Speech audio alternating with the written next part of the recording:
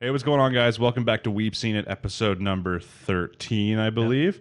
My name's Cam, I'm Jimmy. and today we're going to be talking about the same normal episodes as every other week. Big one definitely is Attack on Titan Season 4, Episode 2. Oh, yeah. Like every other week, if you're just here for one specific episode, you can find all of the timestamps down below in the description, or if you just hover over the buffering bar. And I think with that, let's just get right to it. Yeah. And we're back. How are you, Jimmy? Oh, not too bad. How about you? I'm alive. Another week.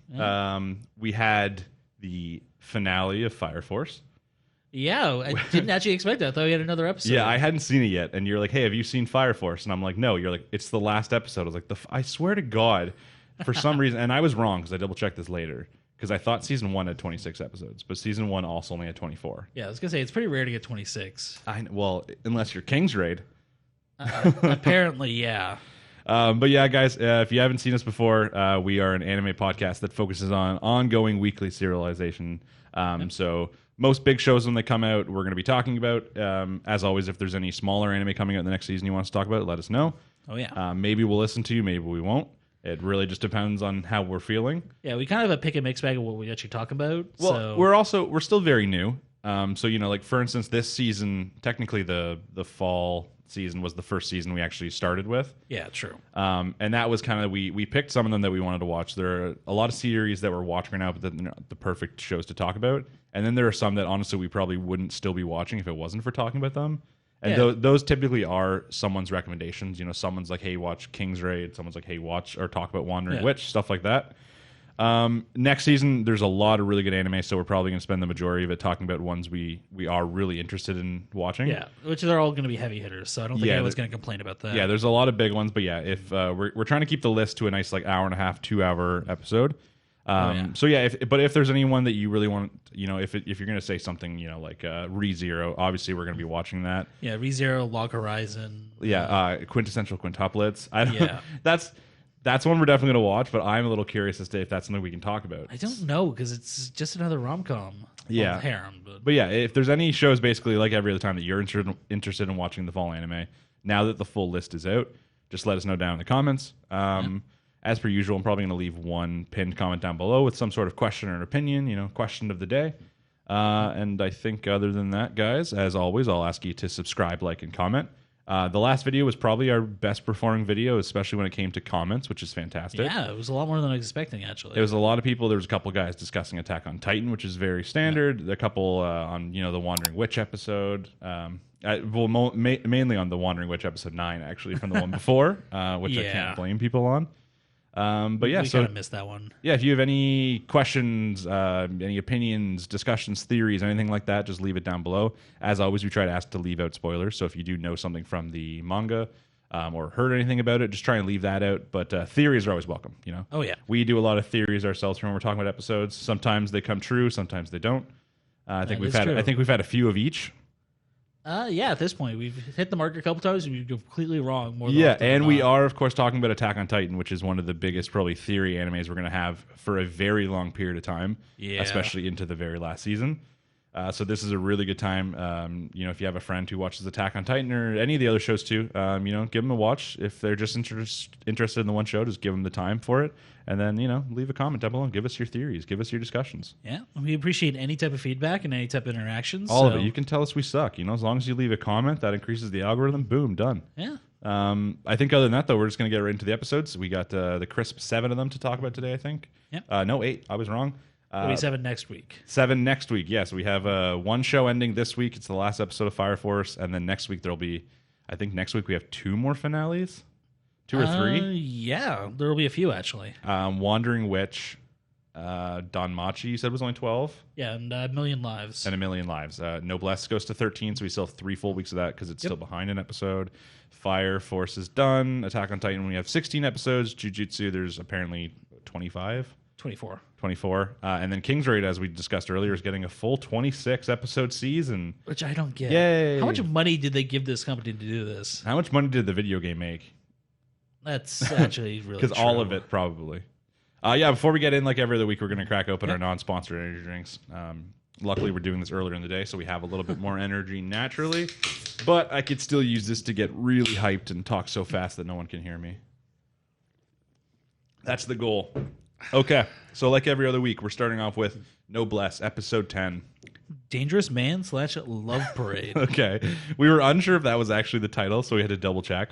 Yeah, I thought my phone did some weird autocorrect stuff there. But, Okay, yeah, because not only would I argue that he wasn't that dangerous of a man. I mean, he was to pretty much everyone except for Frankenstein. Yeah, well, and Rye, if he would have decided to show up. I mean, So- yeah, but that's kind of a moot point.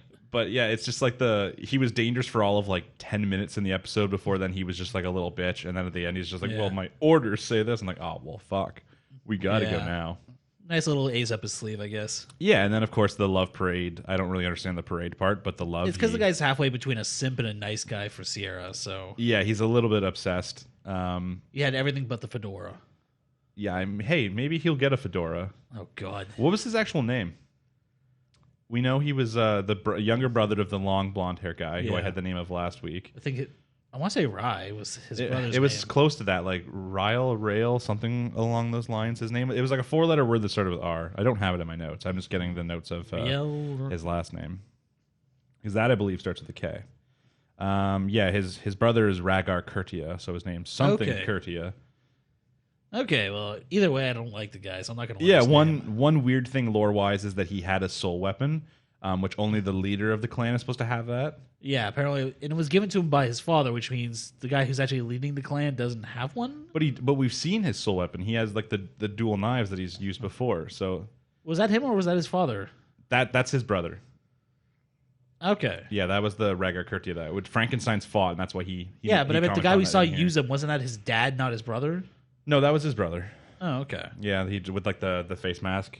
Right. It's the hard to long tell blonde because you hair. can't see any details. I wasn't sure if that's... Yeah, and we assume they don't really age too much. Yeah. But the brother's also the leader of the clan, so I assume that dad's not around anymore, or because I feel like it's implied that you only take over the clan when the other person dies, or But they goes don't into even die. They just go to sleep. Yeah, an eternal slumber kind of thing. Yeah. But that was interesting, and even Frankenstein commented on it too.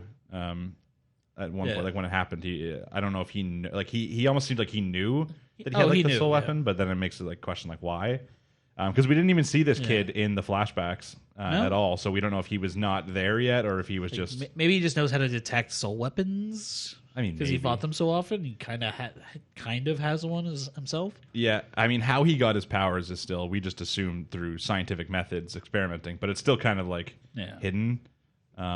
And we don't know exactly how strong he is. We obviously saw he was strong enough when he went like berserk before to compete with multiple like leaders of their clan. Yeah, which is pretty strong.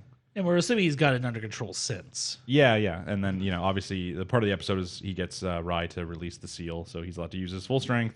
Yeah, that's where he goes a little OP. Yeah, I don't really know how I feel about that character. I thought this was going to be like the end of the arc kind of thing, of this guy coming, but that was already taken. Nope. But now our hint to the end of the arc is going to be they're going to Lucadonia. Yeah, which they're going to be rolling with the modified humans. I'm assuming Rye and Frankenstein. Yeah. So the humans are gone. Yeah, they've been written out of the story. They're gone. Whether or not they'll be written back in is the question I have, because I think I asked this question last week where I was like, "Hey, do you think those humans are just like done now?" Or we're like, we don't really know.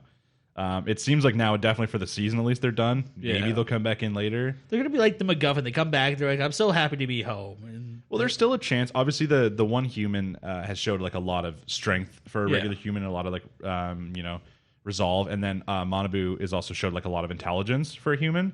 So it's possible later that they kind of also join the team. Maybe they also make a pact with Rye. Yeah, I mean, like you can argue Manabu just because like being able to hack and being intelligent has a lot of applications. Yeah, even without like becoming an eternal life kind of character. Yeah. You, on the other hand, he would need something to make him stronger. Yeah, he can't just compete with that. Like, being able to beat up a thug is not going to be enough to compete with what he's going into. Yeah, he still wasn't like super OP strong where he was beating up multiple thugs. No, when there was multiple, they still like held him down and beat him up. He was just, he's just going to die in one hit. He's got that shonen attitude though, and that's like when you're watching it. When we first watched Noblesse, it was confusing as to who the main character was. Yeah, because we're seeing a lot of the perspective from him. I mean, I'm still not really sure. I don't know. We've seen a lot more Frankenstein in the past couple episodes too. I know, and before that, it was a lot of M21, and most of it's coming from Frankenstein's perspective in the last like 3 episodes.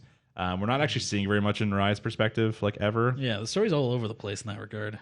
Yeah, we have 3 full more episodes left, so we're assuming basically Frankenstein goes up to Regis. He's like, hey, like, why don't you go get her then? He's like, oh, well, I can't, like, the orders. And he's like, y'all bitch or what? Like, are you just going to listen to the orders? And he's like, no. He's like, okay, good, then come with us. We're going. Yeah, which earlier in the episode we also got, Takio and Tai?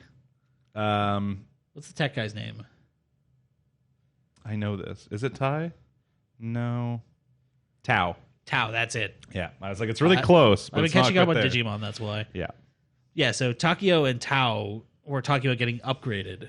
Yeah, they say they're too weak because obviously they were able to do nothing against against him. And then Frankenstein's like, yeah, I guess I can do some experiments. So I'm assuming basically whatever made him stronger, he's going to kind of give to them. Yeah, because it's kind of implied that what he did to himself is what they used on these guys. Yeah, maybe he was like the original. Maybe they found his research notes or something. Some humans found them and then used it. The other thing too is like we saw that Frankenstein just outright mentioned this, that Rai unlocked N21's like potential basically. Yeah, but so I don't know why didn't do shit with it. Yeah, and I also don't know why then if he can just do that, can he not do that to the other ones? Why do they need to do experimentation to become stronger? I think with M21 it was implied that he has something else in him, like he's got like lineage extra of the special. Yeah, like he's got the lineage of the werewolf or something. 100% becoming a werewolf. That's just. Well, I mean, they literally showed it. There's no surprise there. Why can't we just have a vampire thing without werewolves being involved? Why do we always need the two?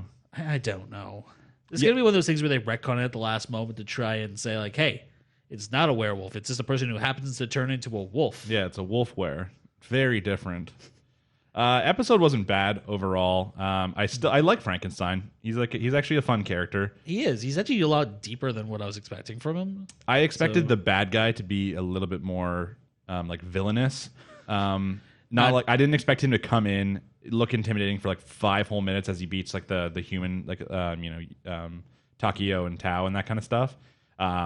And then maybe like I thought he would be still pretty strong for the next couple episodes, trying to take Sayra back by force, and that was the group had to stop him. That's how I was guessing the end of the arc was going to go. But no, as soon as Frankenstein showed up, dude just sucked. He got beaten in pretty much every single way.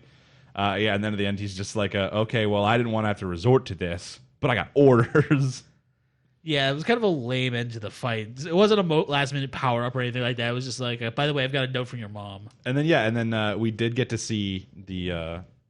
it shows the Lord of Lucadonia, the lady, having a flashback of when she was young, and she walks in on her father, the Lord, and then Rizel, and he smiles, and she has a little smile. So if this turns out she just has a crush on him, and she's upset that he left. There's like a 60% chance that's what it is. I know, but because like the Lord went into like a slumber.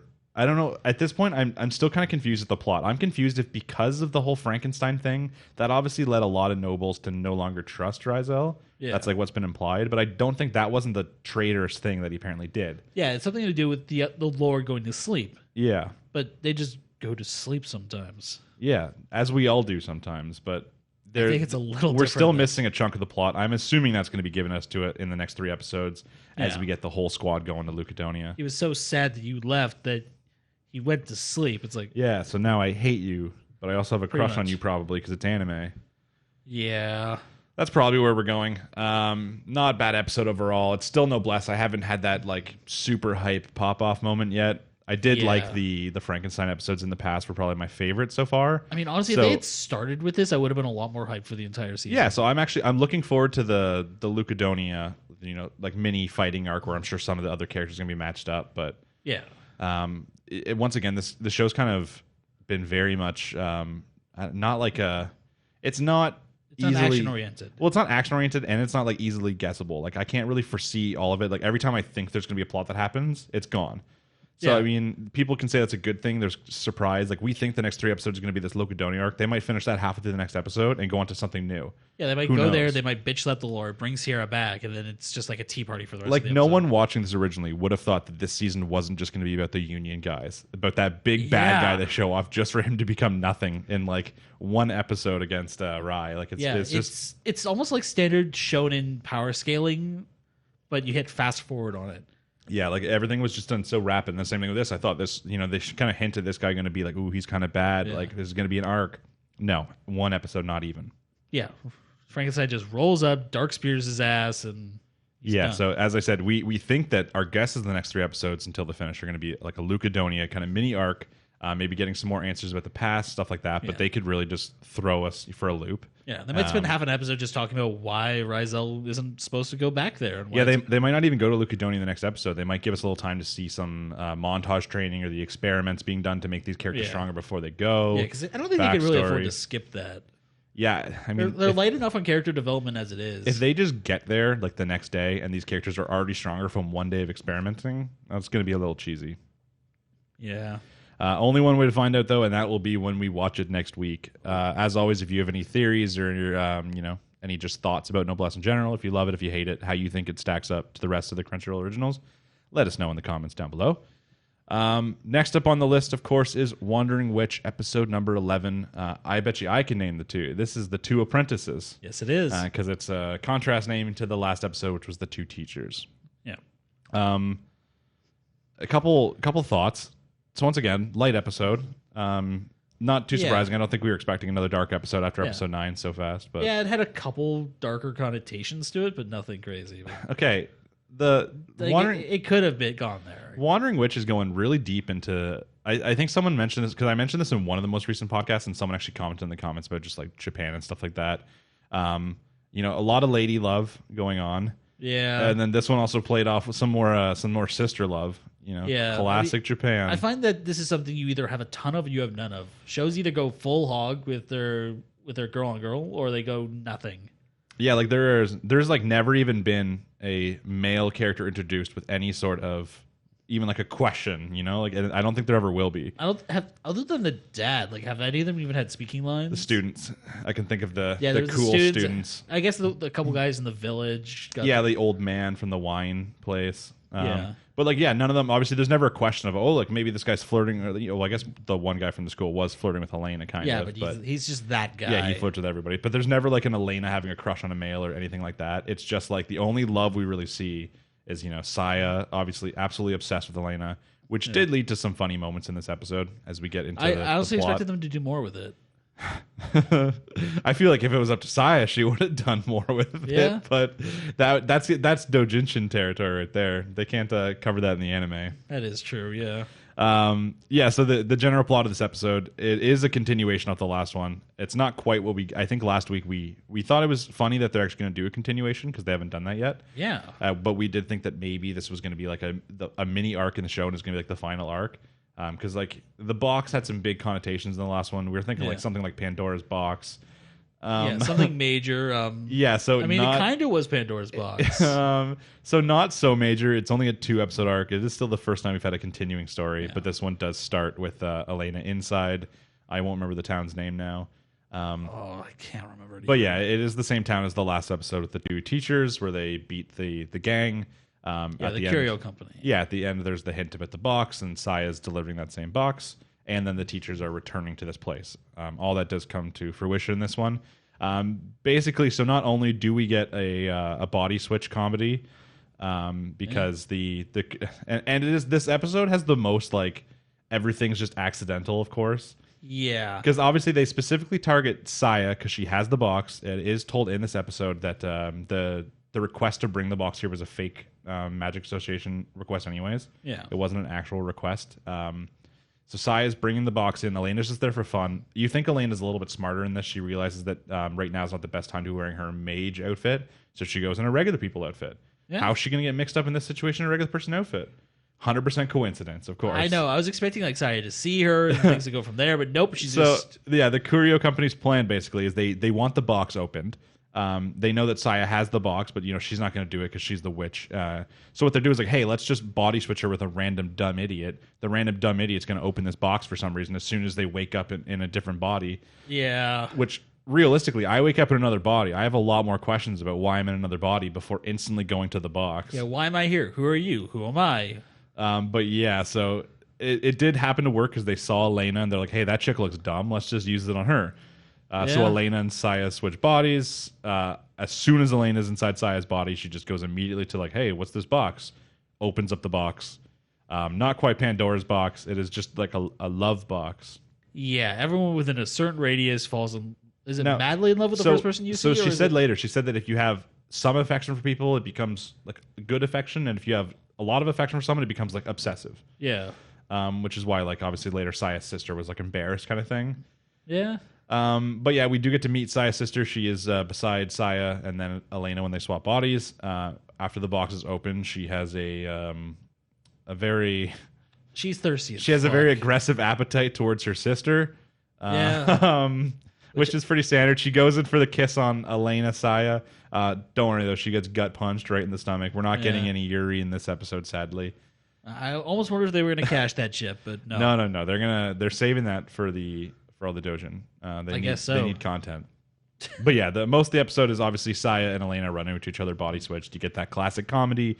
Obviously, Saya loves Elena, so she's just like looking at herself in the mirror, making funny faces. She doesn't want to swap back. Yeah, all that kind of funny stuff. Elena's like, stop making faces with my face. Classic comedy and a body switch. Nice little Freaky Friday. Then like the Kurio company is never threatening in this episode though. That's the funny part. Yeah, they're like, oh, everyone's going to be going nuts for the next like 20 minutes or something, so they all have gas masks. So even the plan, the body switching only takes place for like a day. Even if nothing else happened, it only took place for a day. Even the love box, not only if they shut the box does it go, or if they reopen it, it goes back in. Yeah. Which imagine if their plan after she opened it once, it goes out, and then she opens it again and just goes back in.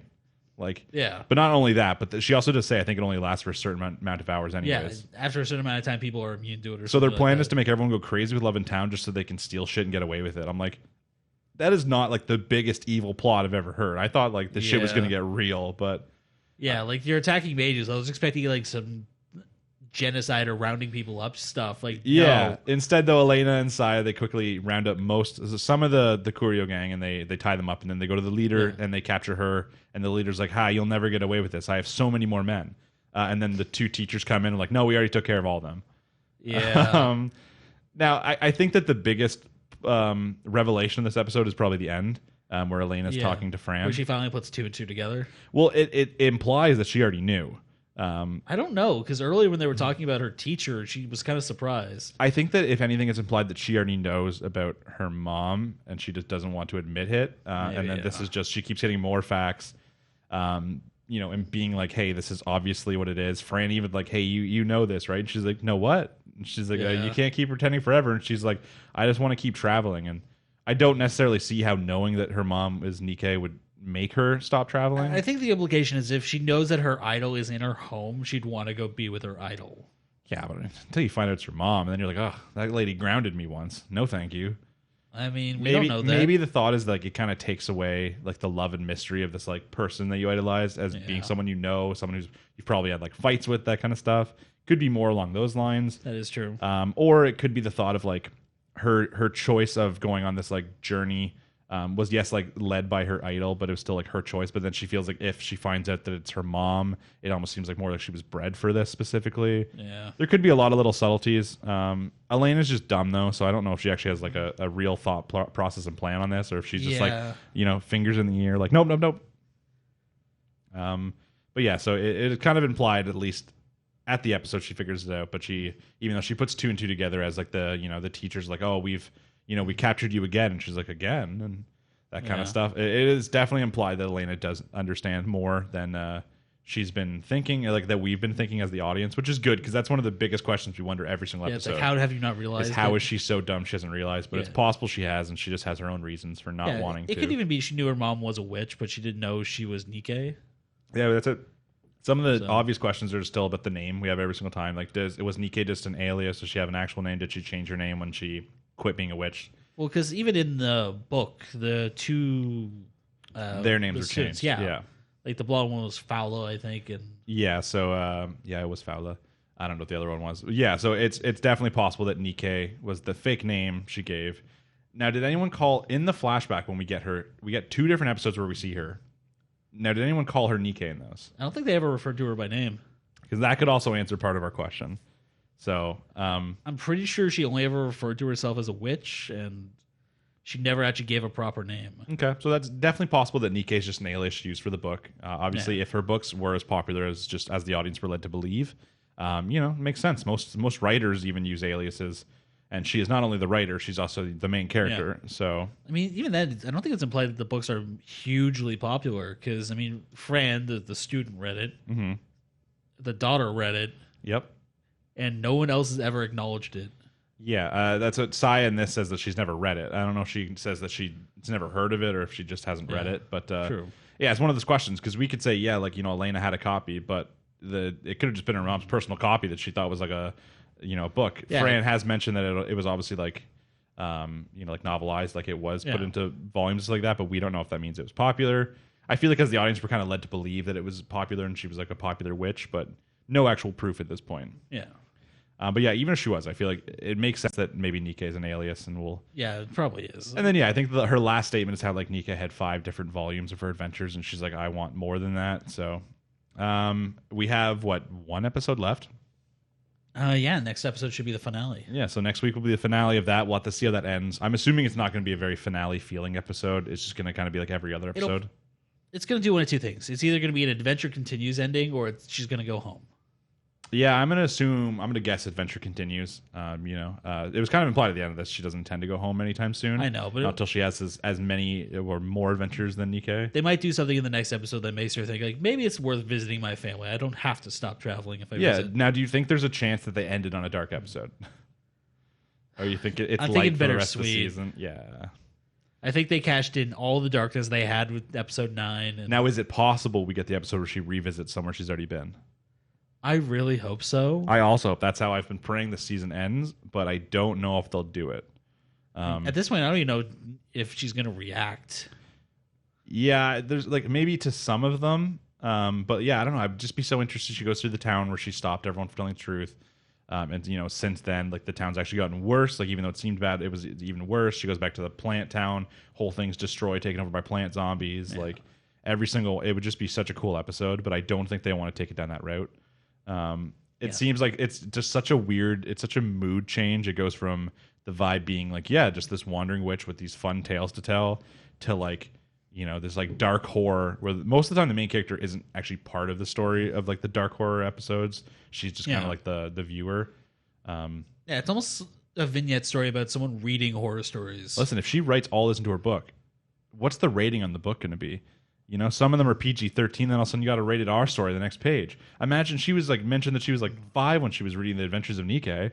Imagine a 5-year-old's reading about how like a little girl killed her parents to death. And then, I feel like a publisher would probably prune that. There's no guarantee she would write those stories in. So. Maybe, unless she just makes the 2 different copies. Like, here's the PG-13 for the kids, and he's like, here's my rated R version. Jesus.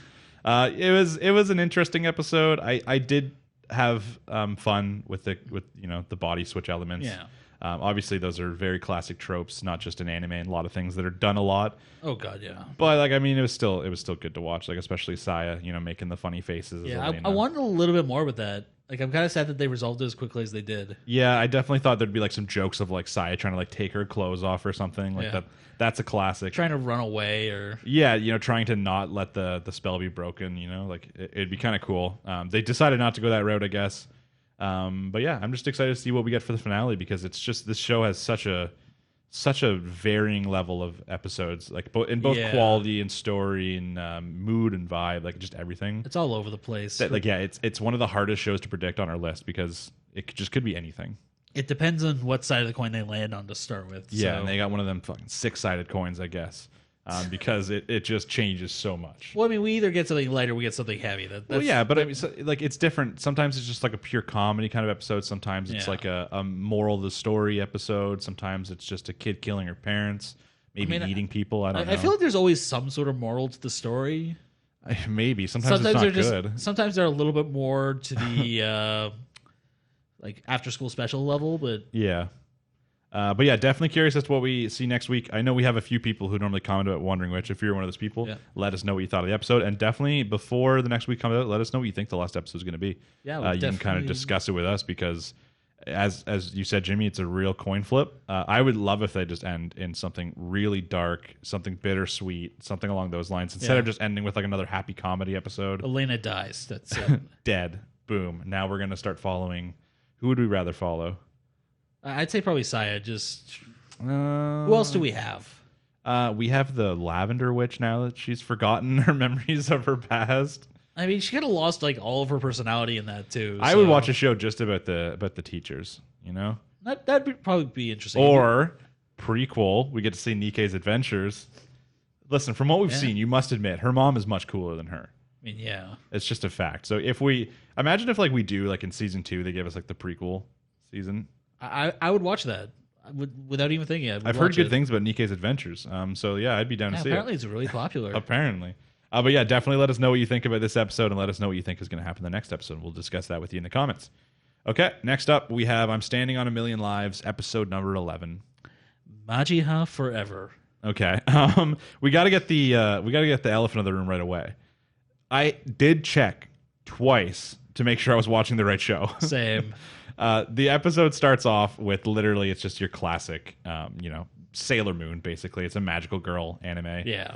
I think it's very much Pretty Cure or just reskinned. Yeah, exactly. So we're watching that, it's Maji Hut Pink and Maji Hut Purple, or was it yellow and purple? It was pink yellow. And purple. Was it pink? Yeah. Okay, yeah. So yeah, and they're, fighting the evil Dark Lord bad guy, but don't worry, they win with the power of friendship and love. Yeah. And then it even goes into the opening is the Majiha girl opening, like the whole, like a full 1 minute and 30-second anime opening for this. And I was just like, 2 different times I clicked my phone to be like, okay, yeah, it says I'm Standing on a Million Lives. Yeah, which I want to say, it takes a lot of balls to do this. I'm going to say the last time I saw this, it was Gintama, but they fucking earned it. Yeah, and Gintama can do whatever the fuck they want. I don't know if episode number 11 of I'm Standing on a Million Lives has earned it, but yeah, it at least had me intrigued. Now, definitely just from that and from the title, like the picture of the thumbnail of the episode, I knew pretty much that we were decently spot on from the last guest that the stupid fire mage was going to be the resolution. She wasn't completely brain dead. She wasn't, but I'm happy about that, but I'm also not happy about that because I don't know, it just seems like a cheap outcome because we all knew it was going to happen, or else it was either the show was so stupid, they thought we were stupid and wouldn't think about it, or they thought they were being clever by waiting it, even though it's something we already all knew. So either way, I wasn't necessarily happy with it. But I mean, they did go a different route with Yatsuya. They did. Yep. They had some bullshit thing where he fell into an underground tunnel and. Yeah, because if he died while someone's still alive, it's not a big deal, right? But the whole worry for the last the last episode basically was if he dies in the cold, he won't revive. Yeah. But by falling down, he fell into a warm tunnel. And then he follows an earthworm, and then a different worm eats him. And yeah, which I do want to question his logic there. Like, I understand he was running out of paths, but what makes you follow a goddamn earthworm? Also, is it implied that since the other thing ate him, kind of like the troll thing, that he wasn't able to revive? I think so. I mean, I feel like a worm would probably crap you out faster. But... Yeah, that's what I was thinking. Like, I thought maybe something special with the troll specifically, but I guess if you're in any position where reviving, you just die again, they don't revive you. Yeah, they do establish that. The thing is, like, this is the same thing with the troll. Eventually, it's going to digest you. Yeah. But they're on a very specific time crunch right now, so I don't know if that would help in this situation. I know, but like, this is me thinking back to the troll. It's like, why did the troll ever actually digest them? Because that was like 3-4 days. Maybe the troll hasn't been having a lot of fiber. I guess, yeah. He's had a rough time. He's attacking a lot of villages, eating a lot of people. He's getting a little blocked up. Yeah, too much cheese, too many young girls, things like that. Yep. Happens to all of us. But yes, definitely the Majiha thing to begin with was just showing us the main character I used to love. The magical girl series when she was younger. She's always like the classic, oh, I want to be like one of these girls. But as she grows up, she finds it easier in life just to kind of stick in the background. Yeah, which did you get Tamaki vibes from this? Yeah. Okay. Yeah. She even has the twin tails. It was the same kind of thing, right? It's about oh my God, what was it? It was in How I Met Your Mother a while ago. Barney had a poster as a motivational poster, but it wasn't motivational. It was like the person who doesn't conform is the one who gets left out or something like that. And they're like, that's not motivational. It's like, yeah, it is. And I'm like, that kind of reminds me of this and Tamaki. It's like conformity is like their thing.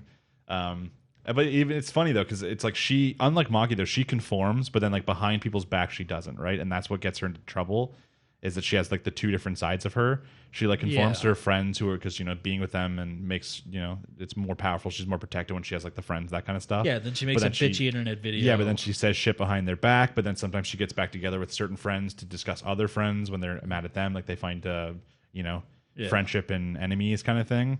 So it was a decently interesting backstory. Like, I mean, for this one, like it didn't blow anyone's mind, but it didn't have to. We didn't need they're just people, right? Like we don't need this like super dark fantasy background. Yeah. They're just people doing people things. But I mean, even then, I feel like them opening her character in this show with someone trying to film revenge porn. Yeah, that episode still was done just like terribly. It just like made no sense. She was like just okay with it. But and, they like, reference it in this. And she's like, yeah, but no, because we had a common enemy in the guy who stopped them filming that. Yeah. It's like, I don't think that's a common enemy. And that really shouldn't be a common enemy for you anyways. Like, unless you're into that or you were, like, staging it. But yeah, the whole point of this basically is, as we expected, not only has she been using her fire magic to heat up a little bit, but she kind of gets a little bit inspired. She uses the bigger fire spell at the one point. I don't know if it does anything different. I think it just heats up a wider area. I was going to say, we were never told that she got that, I don't think, specifically. It might have been when she ranked. Have we even seen her rank up? No. The only people we've seen rank up are very specific instances, which was the you or Yeah. ranking up to become a sword knight. Sword knight to be able to fight the golem. Yeah, and then Yatsuya getting all those Multiple levels. different times, yeah. Exactly when it's needed, all the time. It's just, it's like, oh, he can level up by doing stuff out of combat. It's like, bitch, you can just heat everyone up. Yeah, if you just heat people, I'm sure that's experience, and you should level up too. Yeah, it doesn't say they have to be cold. You can just literally just make someone a little bit sweaty. Yeah. And then just like, yeah. But that was obviously part of the plot point, which we guessed last week, because it would have been really stupid if it wasn't.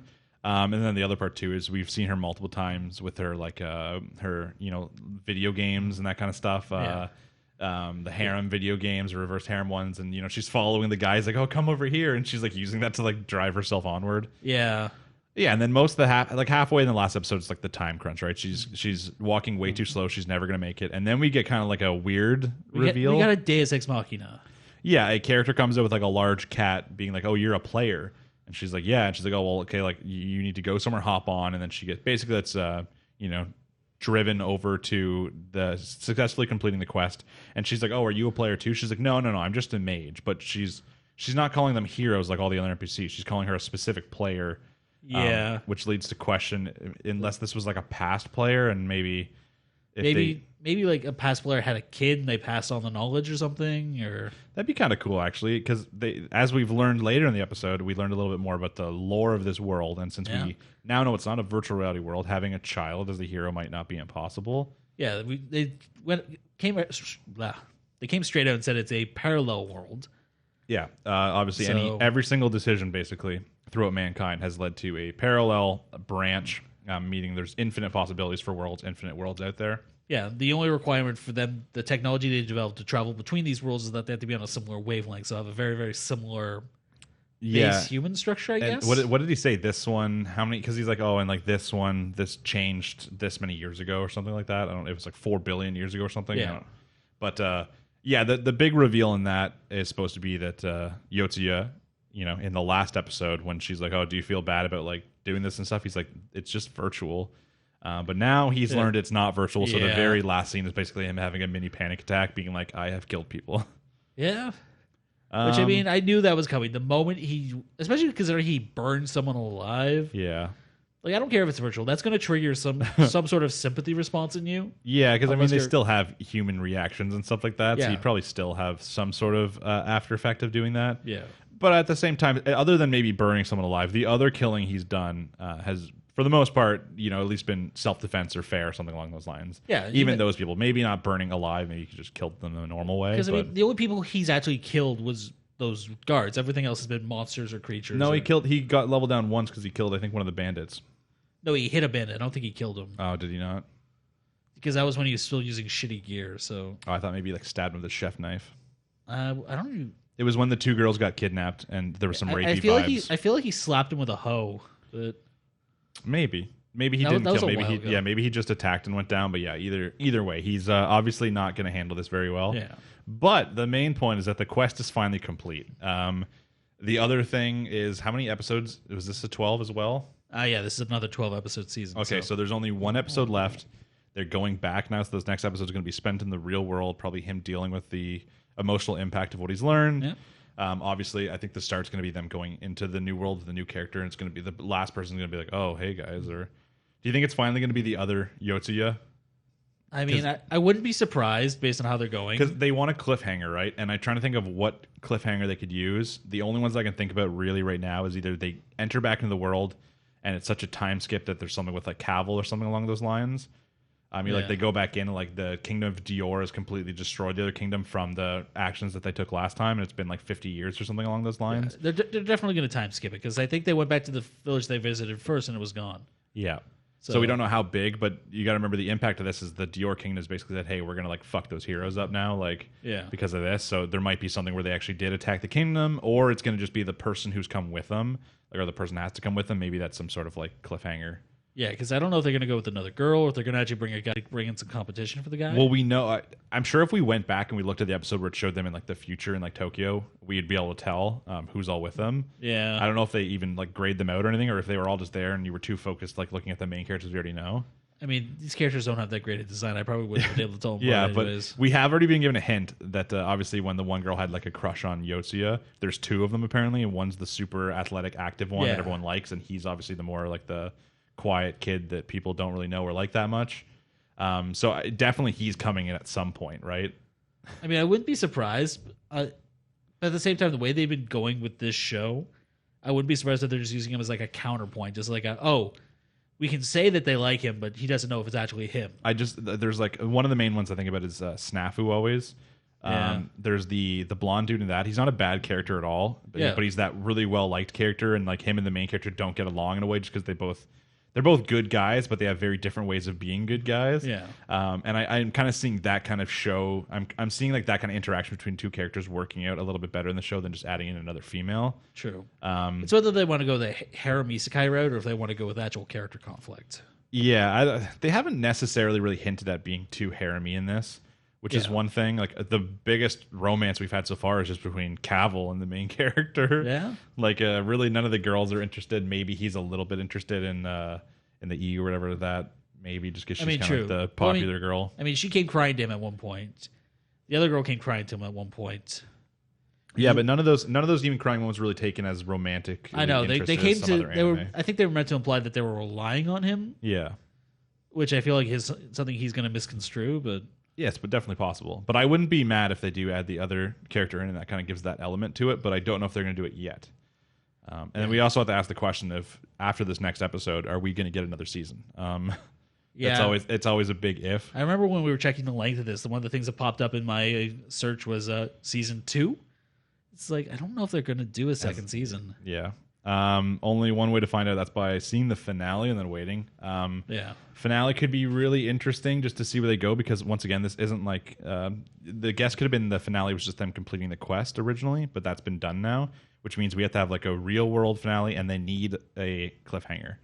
Like they need something that's going to want to make people see a season 2. Yeah, I mean, thinking about it, I wouldn't be surprised if they use the new character as a cliffhanger, but not show him and use that as the kind of drive. Just have them introduce in the new world, have them look over, and just don't even show them. Yeah, like there has to be something. And the cliffhanger to me is either going to be the new character that's come with them, or it's going to be them getting back into the world and something really big has changed. Something's very different than last time, and that's like the cliffhanger. Like the last kingdom's been destroyed that they knew from before. Like the whole, like something big's going to happen. Yeah, what they can even do is just have the new quest be the cliffhanger. Yeah, it's true. Just drop them in the world and have the quest like be survive or something. Or like the quest could seem like impossible, like just something that will never happen kind of thing. And they're like, how the hell do we do this? And that's like the last scene.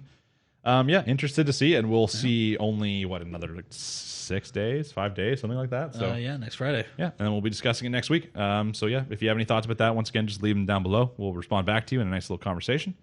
Next up, we have Don Machi Season 3, Episode number 11. Ultra Soul / Decisive Battle.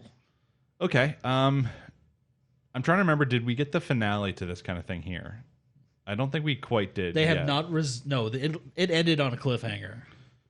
Now, okay, I got to remember what cliffhanger. We got to get to the episode, because I've only watched this 2 days ago, yet somehow I don't remember how it ended. Wow. Did you watch after the credits? Do I ever?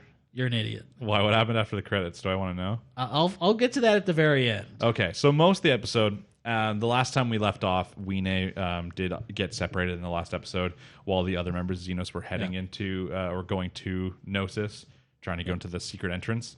This episode, we do get Belle and Haruhime. They find her right in time for what's his name? B. No, they ran into Beat before, and then Aisha came and helped them out. Yes, and then she got, even with the level up from Haruhime, she still got her ass kicked. Yeah. Off screen, we didn't get to see it. But Yeah, I mean, they established that with the Ryu fight with the Eyes as well, that everyone's losing these fights off screen, except for Garrett, I guess. yeah, he kind of... he was still kind of breaking into the ice the last time we saw him, but it is kind of implied. Oh, wait a minute. I do know how it ended. Okay, yeah, we'll discuss that, because that is that either it's like a big throw-off... yeah. or it's just, it's that moment of realization on your face. Or it's game changing. But yeah, so after that he does meet up with Weene. And then, one of the big moments of this episode is he's trying to get Weene to safety. He tells her to run so he can hold off Eyes, basically. Yeah. She comes, he tries to explain to her, and she's just not buying. She just doesn't give a fuck. It's not even that she's not buying it. I think it's that she's like, I don't care if it can talk. I don't care if it has what you call emotions. I'm going to kill it. Yeah, she's like, it's a monster. It's killed people. Like, that's enough. And he's just like, he's getting a little upset. Obviously, he is fighting. And then Weene talks to Hestia, and she's like, I want to go back. And Hestia's like, well, then, you do that then. If you want to. She's like, if you're willing to give up your life. She's like, I am. She's like, they had that little heart-to-heart. Yeah, so then Weene goes back, steps in front. And then I did really like the scene where, basically, she's like, oh, you're a monster kind of thing. And then Weene takes her claws. Yeah, it's like your claws are there to harm people. Your wing is there to terrify us. And it's like... Yeah, so then she takes her claws, rips them off. You see the blood. She literally grabs her wing, pulls it off. Weene went fucking metal. Yeah, ripped off her own wing kind of thing. She's like on the verge of passing out. And then that right there, then Eyes just like lowers her sword. And she's like, well, I can't kill you now. So then, Weene and Belle run away. Belle gives her... Actually, I think Eyes even gives a potion, doesn't she? Yeah, she gives him a potion to heal Yeah, so up. Belle gives the potion, and then they're on their way over. We do also get to see a fight with Welf and Mikoto against whatever the hell his name is. Grant or Garn? Garrett. Whatever his name is. Which isn't really working out for them. They both lose their invisibility, which... When this is over now, it means that they have been exposed. I mean... It's not... They already know... Like, obviously, the Loki Familia knows that it's, Bell and his crew. Yeah. But there's still this aspect of if they know but they can't prove it at the end, it's like, oh, maybe we weren't helping. I mean, as it is, it's still hearsay. Yeah. It's no different than if he just rolled up and said, yeah, no, I fought those two. Yeah, so their invisibility was removed. Their magic swords aren't really working. Who shows up? Tsubaki. Okay, yeah. Tsubaki shows up from the... Which I want to know. This. I don't know if... Because you didn't watch Sword Oratorio, right? No. She's like a personal blacksmith for the Loki Familia. Okay. But she's from the Hephaestus, yeah. So, yeah, she shows up and she's like, hey, do you really think you have the time to be, like, holding back on your enemies right now? And Wolf's like, yeah, fuck it. And he, uses the more powerful magic sword, which just freezes everything. Yeah. The last we do see is the guy is, like, breaking out, but, like, slowly. I don't know if he's actually breaking out, or that's just them saying, like, look, we didn't kill him. Yeah, she's like, so you didn't even kill him. So it seems like he might be taken out of the fight. One other thing that was talked about in this is that the Minotaur has given away his key. Yeah, and that probably has some implications. He is going to go. He's not going home kind of implication. He's going to go fuck shit up. As in it's going to come to the point where he's going to show up right when you think that they can't possibly make it, and he's going to sacrifice himself in making sure they do make it. And I just cannot wait because he's a hero. Oh, that's going to be a hell of a finale. Yeah, and then obviously we have the ending part, which I do remember now. The members of Xenos, they run into Hermes. Yeah, they're going for the West Gate and they find it blocked off. And they run into Hermes. Yep. What's his actual line? He walks out, it's like, hello, Xenos, I have a favor to ask you. Oh, yeah. Would you all just die? He says, I have a favor to ask you. And then he says, would you all just die? And he's looking very ominous. Yeah, which, this is one, I'm going to say it's one of two things. Because this is Hermes. A, he's been gaming everyone all along. Or B, this is just a throwaway line where he's going to fake their deaths. Yeah, I think at this point, if I had to put into odds, we'd have to put the odds on the fact that he's just faking out. He's doing it's some sort of part of the plan. Yeah. There's still this question as to what item he gave the girl from the guild to give to Belle. Yeah, because she couldn't take it off. Yeah. But she was supposed to give it to Belle, which means Belle was supposed to have that, not be able to take that off. Which then kind of makes me think that maybe this is an actual evil plan by him.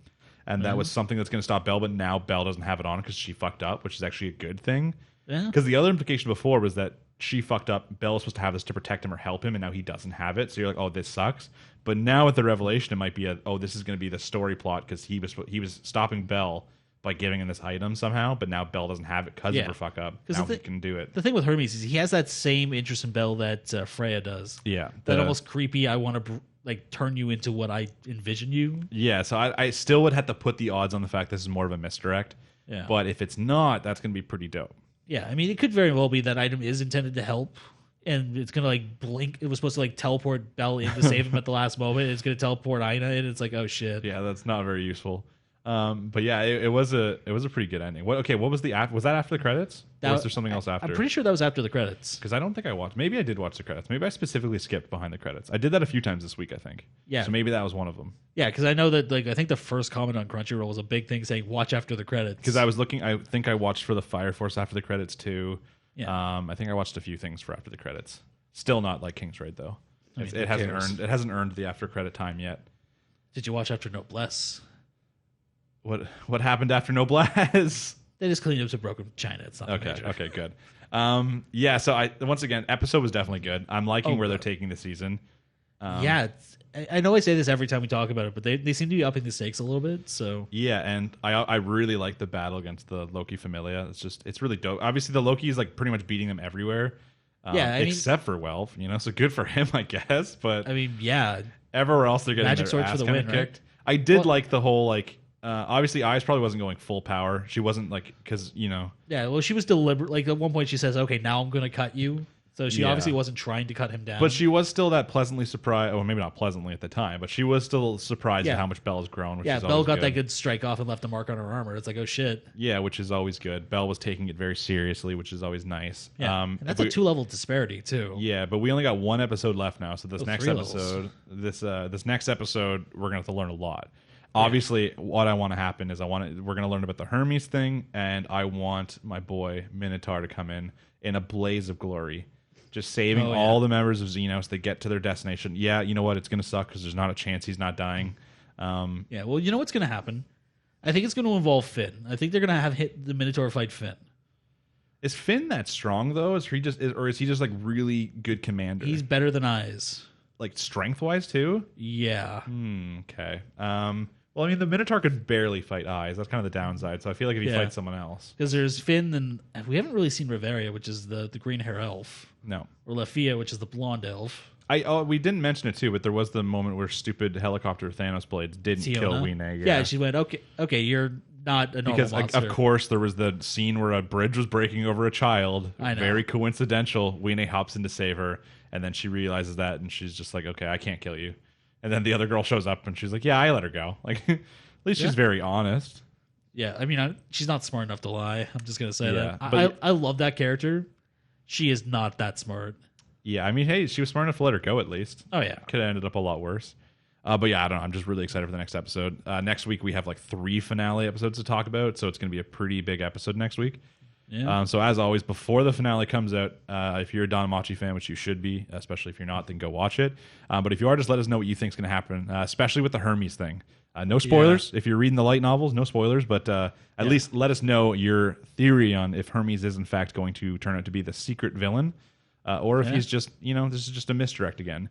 It could be either an instant misdirect, in the next one he shows up being like, just kidding, let's get back over there. Or it could be... I hope they don't do Zaki-chan this. Yeah, or it could be he's getting his back covered later when the whole thing's finished. He's like, well, I tried to go stop them, but they trounced me, unfortunately, or something. I mean, I would... he did have Asfi with him, but... Yeah. So yeah, that's the big question for Don Machi, definitely. So if you have any opinions, let us know down below. And we'll be watching that next week, and it's going to be pretty exciting. Yeah, let us know what you think. So next up, slightly less exciting, we have King's Raid episode number 11. Orcish Pride. Okay. So I didn't mind the orcs, their art.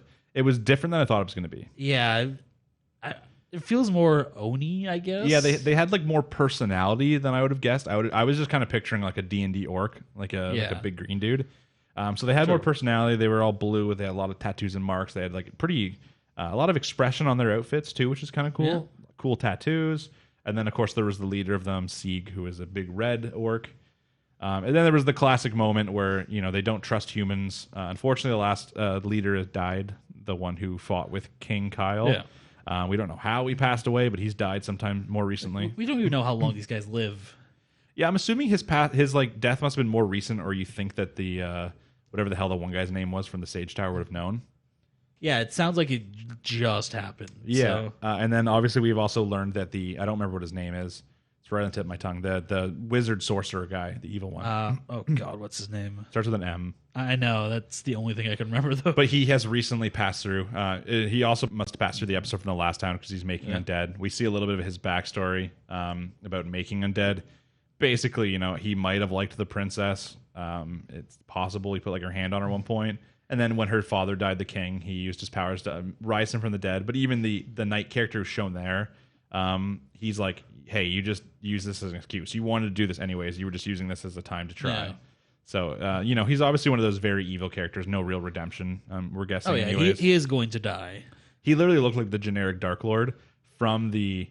Majiha? From the Majiha part of King's Raid, or from just Staying a Million Lives. Add a circlet, be a little less subtle, and yeah, you got it. Yeah, but he's recently went through the town from the last episode, and it sounds like he's went through the orc area, and he's taken some of the orcs, turned them undead. The episode starts with them having to kill a few of the undead orcs.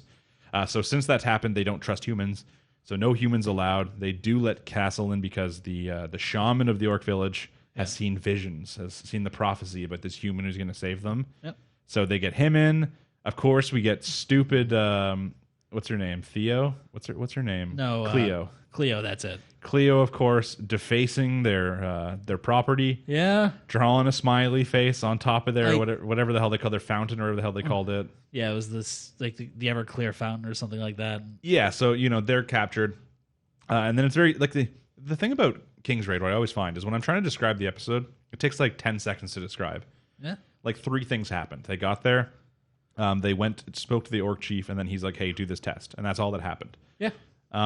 So yeah, we get of course the classic moment. The orc chief doubts Castle for a minute, and then he tests his resolve with this cool swing, and he's like, "No, I'm going to be the shield for everyone. I'm going to protect them." And then the guy, it seems like the chief kind of believes him, but he's like, "Hey, I was actually told that if you ever showed up, like if the heir to the sword ever came, you have to do this test." He's like, "If you survive the test, then you're good. If you don't, then you die and your friends die." Yeah. And then he leaves, and that's like the whole episode. Like, not a whole lot happened. We got a little more backstory in the orcs. We got a little bit of information about how Cleo is just a complete fucking idiot. Yeah, and we got a little backstory for that the dark sorcerer guy who brings the Yeah, which does anyone care? No, he doesn't. If a character is excessively one dimensional, they don't need a backstory. We just assume their backstory is evil. All they did was establish, like, just absolutely put that in stone that he's completely one dimensional. But as we've learned already, they're not very good at backstories in King's Raid. So. Yeah, it's just like, here's a block of text, deal with it. Yeah, so was there an after credit scene? If there was, I don't remember what it was. But yeah, so obviously we're supposed to believe the next episode is going to be him doing this test. We don't know what the test is. Maybe if we watch the next time on, we know what the test is, but we're just going to wait to see. We talked about this earlier, but King's Raid is an anime that's getting 26 full episodes. For some reason. I'm not going to lie. This could still be an episode that maybe as the next season comes out with all these big shows, maybe we have to drop at some point. If you're watching this and you really don't want us to drop it, let us know, because that kind of stuff's important. If for some reason you like to hear us trash talk this anime every week. Yeah, just let us know, because next season, as the winter starts coming out, there's lots of big shows. Yeah. The episodes can get really long. So if we have to drop every one of these, other than I think Jujutsu Kaisen is ending pretty soon, and King's Raid. So and Attack on Titan. Yeah, and Attack on Titan. But, we're obviously not dropping Attack on Titan. Oh, God, no. But, yeah, any thoughts about that at all, let us know down below. If you're that one guy who loves it, just, put down why. Maybe you can convince us. Maybe you're like, no, listen. The game's fantastic. We're just getting to the good arc, Yeah, this is one of those things, like, this is just, like, where it launched with, and then all the good writing comes up next. Just let us know. Maybe we'll stick with it. Yeah, let us know just so we can start planning out our full list for the winter season. And if you absolutely love the character building, don't bother. Yeah, just stop watching anime in general. Okay, next up, much bigger anime. We have Jujutsu Kaisen episode number 11. Narrow-minded. Okay, so this is very much still a continuation from the last episode. We got a couple of the fallouts for a couple things. We got the finishing of the fight with the one guy and the other guy. Yeah, name's not great right now. Oh, I can't even begin to remember. But like this was a packed episode. It was, yeah. There was a lot that happened. Some of it was really, really nice. Like I really liked the whole Itadori, and I'm not gonna remember his name right now. Oh, it's right on the tip of my tongue too. I feel like it starts with a Y. I also thought that, but yeah, we get to see them very quickly bonding over like movies. Obviously, this character has loved movies; he's already shown them multiple times. Yeah, Itadori is more like a new fan from his training over the last like but even month or whatever. He had a lot of appreciation for it for somebody who was forced to watch. Yeah, them, he so. did. And they bonded over that, and then obviously we got to meet that character's mom, who was kind of like the light in his life, you know.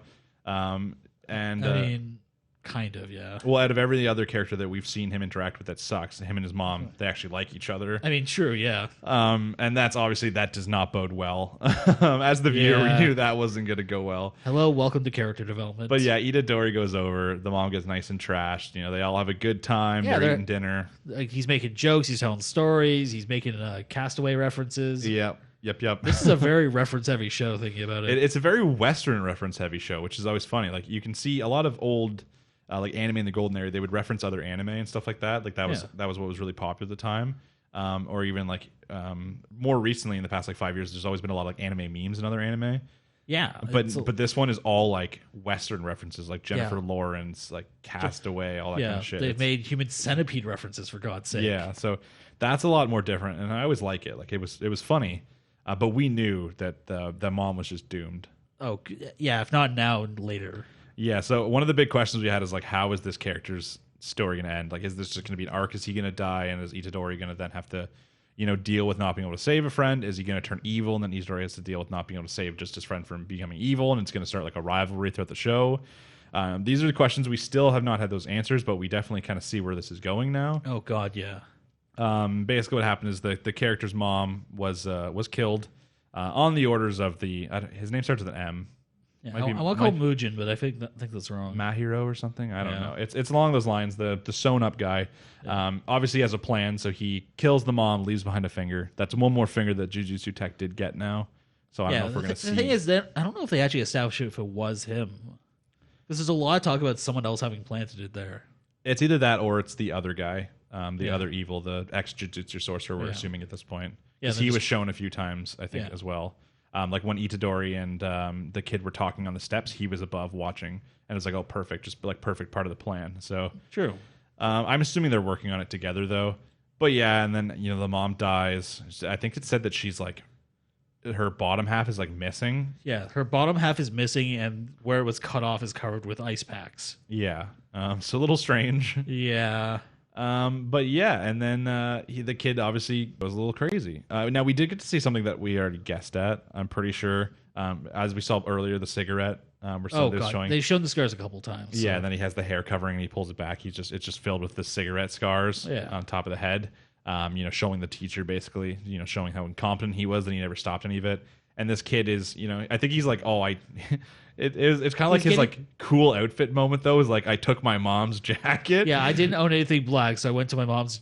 Yeah, he's got like the slightly black thing, slightly halter top black leather jacket with like the longer shirt underneath. I mean, it works. It does. Yeah, I just like. Yeah, it's obviously the character's becoming cooler, becoming manlier. He's got this cool costume, but like just the line, like I took my mom's jacket. So I'm like, okay, dude. Yeah, I get it's supposed to be poignant. It's supposed to be like he's taking something of his mom's to go avenge her or something like that. Yeah, because what is he believes that it was like? Does he think it was them? He thinks it's the guy he was holding up at the end. Yeah, the big bully, the one that like kicked his ass multiple times inside the room, stepped on the movie, all that kind of shit. And then obviously right at the end, as he's about to do something terrible, he's like put everyone else to sleep within the place. Yeah, everyone got knocked out. It was set up so only people with weak curse energy can enter. Yeah. All set up by... You have to know his name. We have to know his name, but we don't. Oh, man. We'll learn it by next week, I promise. Yeah. We got I know you're probably cringing at us right now. Yeah, don't worry. We have another couple episodes. This doesn't end anytime soon, at least. So yeah, we got a full season. We got time to learn. But yeah, obviously, at the end, it's implied he's just about to kill this person. He's like putting curse energy on them, like starting to get all purpley and stuff like that on his body. But it's just in time for obviously Itadori to run in and be like, "Hey, stop that." Yeah, it was very specifically as to what are you doing? It's like so obviously that's the big cliffhanger. We're gonna get a conflict next one, whether it's gonna just be with words, whether they're actually gonna have to fight, how it's gonna end is the big question. Like, is Itadori gonna be forced to kill him? there's a lot of questions. That's probably the least likely, but could be an accident. If he does end up killing him, it's not going to be the next episode.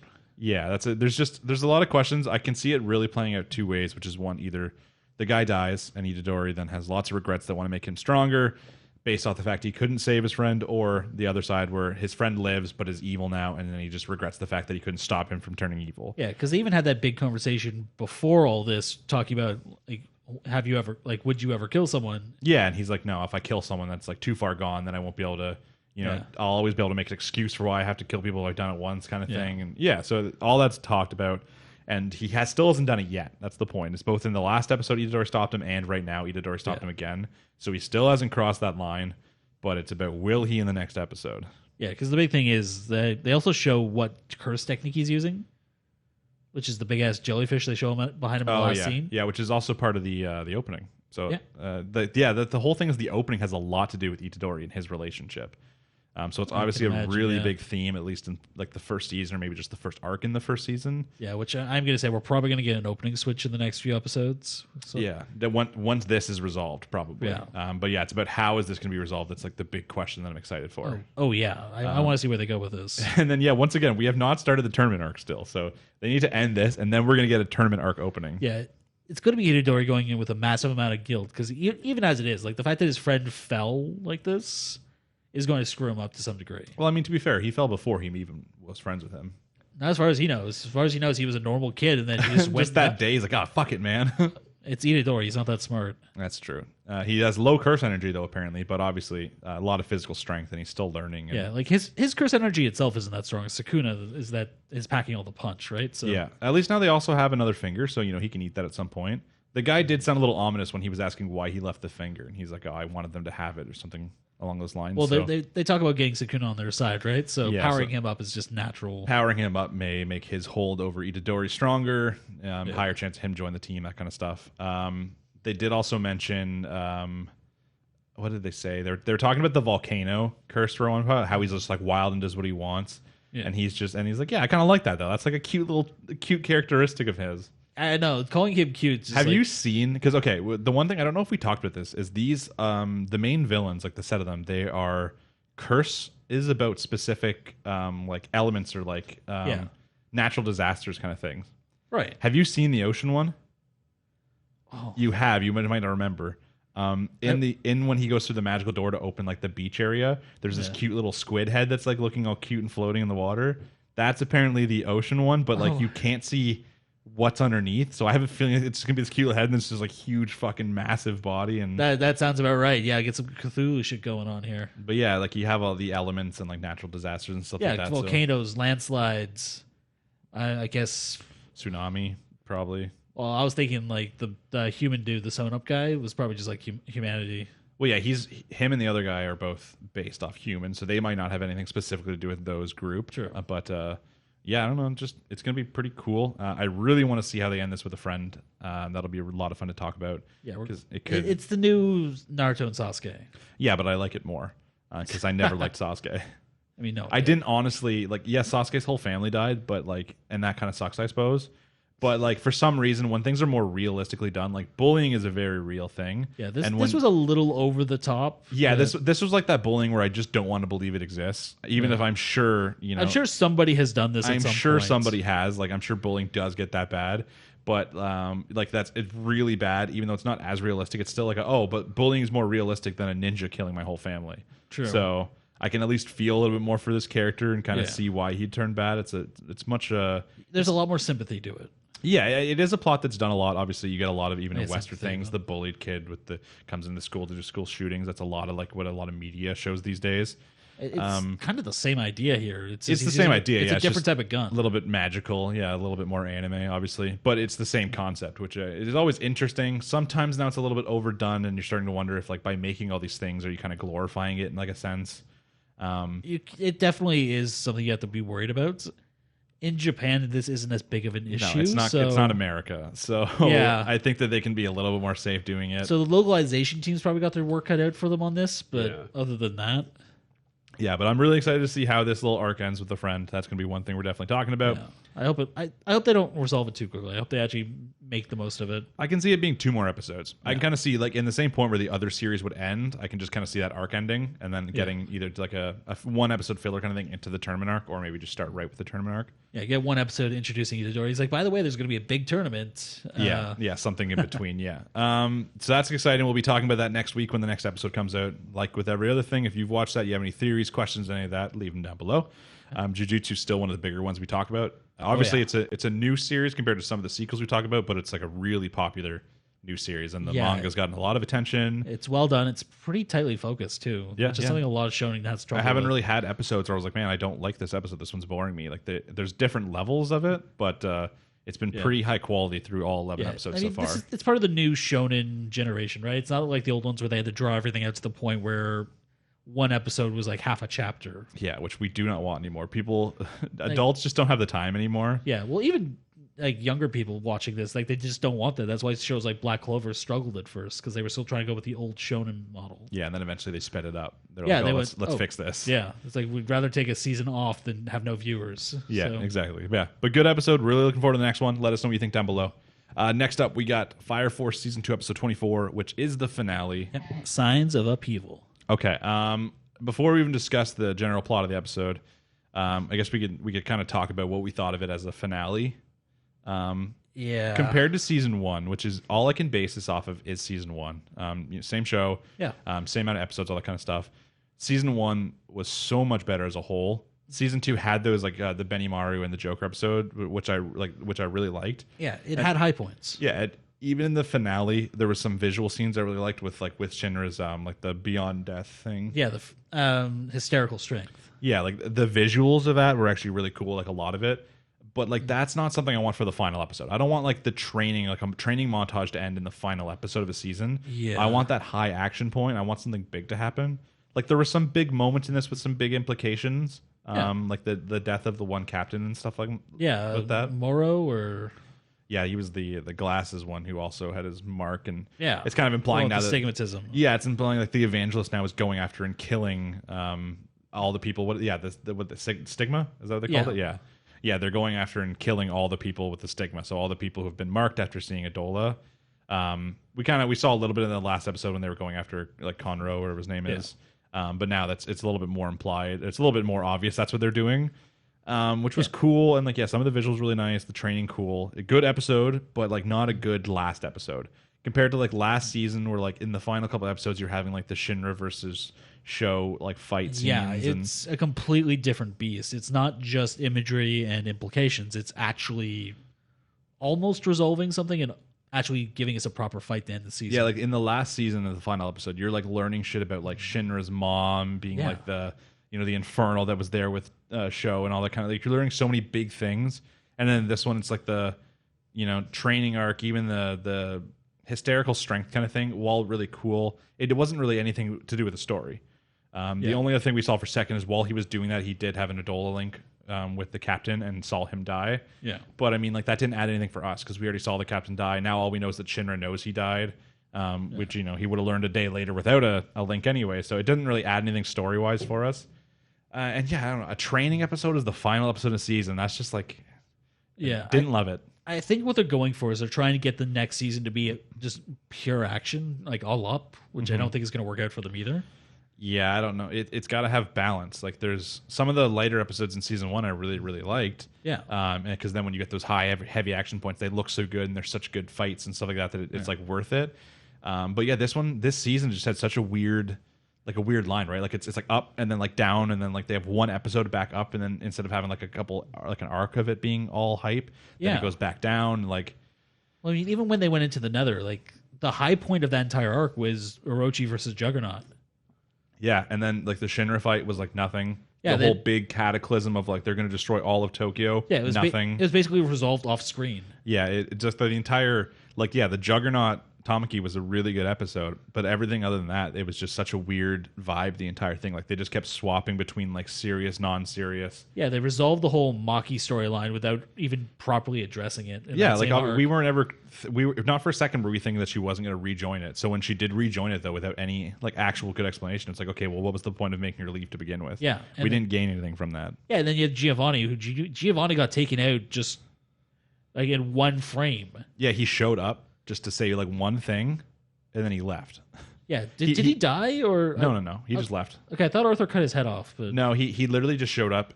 He showed up basically as the plot to tell Shinra about the whole, like, Adola, the guy seeing it, like, the captain, anyone he's had a link with.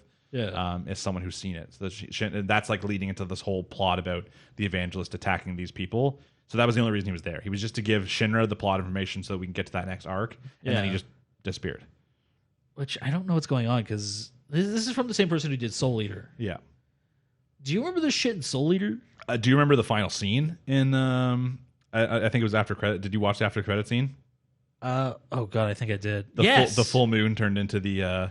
Yeah, they established it's the same fucking world. Yeah, when I was watching, I was like, I don't know if that's just like a reference, like for fun kind of thing, since it's like the end of the season, or if that is actually supposed to be canonical, like something in the show. Remember earlier in the series where they showed Maka's father in an episode? Oh yeah, they did. Like, I thought that was just a reference, but if they actually established that they're going to go across the sea and they're going to go to fucking Soul Eater land. Yeah, I don't. What the fuck? I thought maybe that was just like a fun reference, and I was like, yeah, because like what good would that do us? That has nothing to do with the plot. We don't want that. We just want Fire Force. It'd be throwing away all the development we've had so far to give us a brand new set of mechanics. I'm hoping it was just like a hey, here's like a fun little thing. Like I'm just gonna assume at this point that I want to say that. Like it's always funny when a creator references their other works in some ways, which like the Mako's dad kind of thing. That's like funny, it's just like in the background kind of thing. Yeah, just a little detail, but the amount of emphasis put onto this with the glitching moon and it fading out and showing that, like, is this something like the evangelist is like casting an illusion over everything, or let's hope not. Let's hope that's just nothing to do with the show. That's just a fun little meme for the people at home who were also big Soul Eater fans. I'm hoping.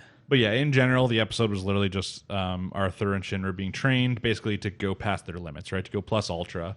Yeah, which I want to know. The whole, like, push yourself to the point of Tephrosis, I think they call it. Yeah.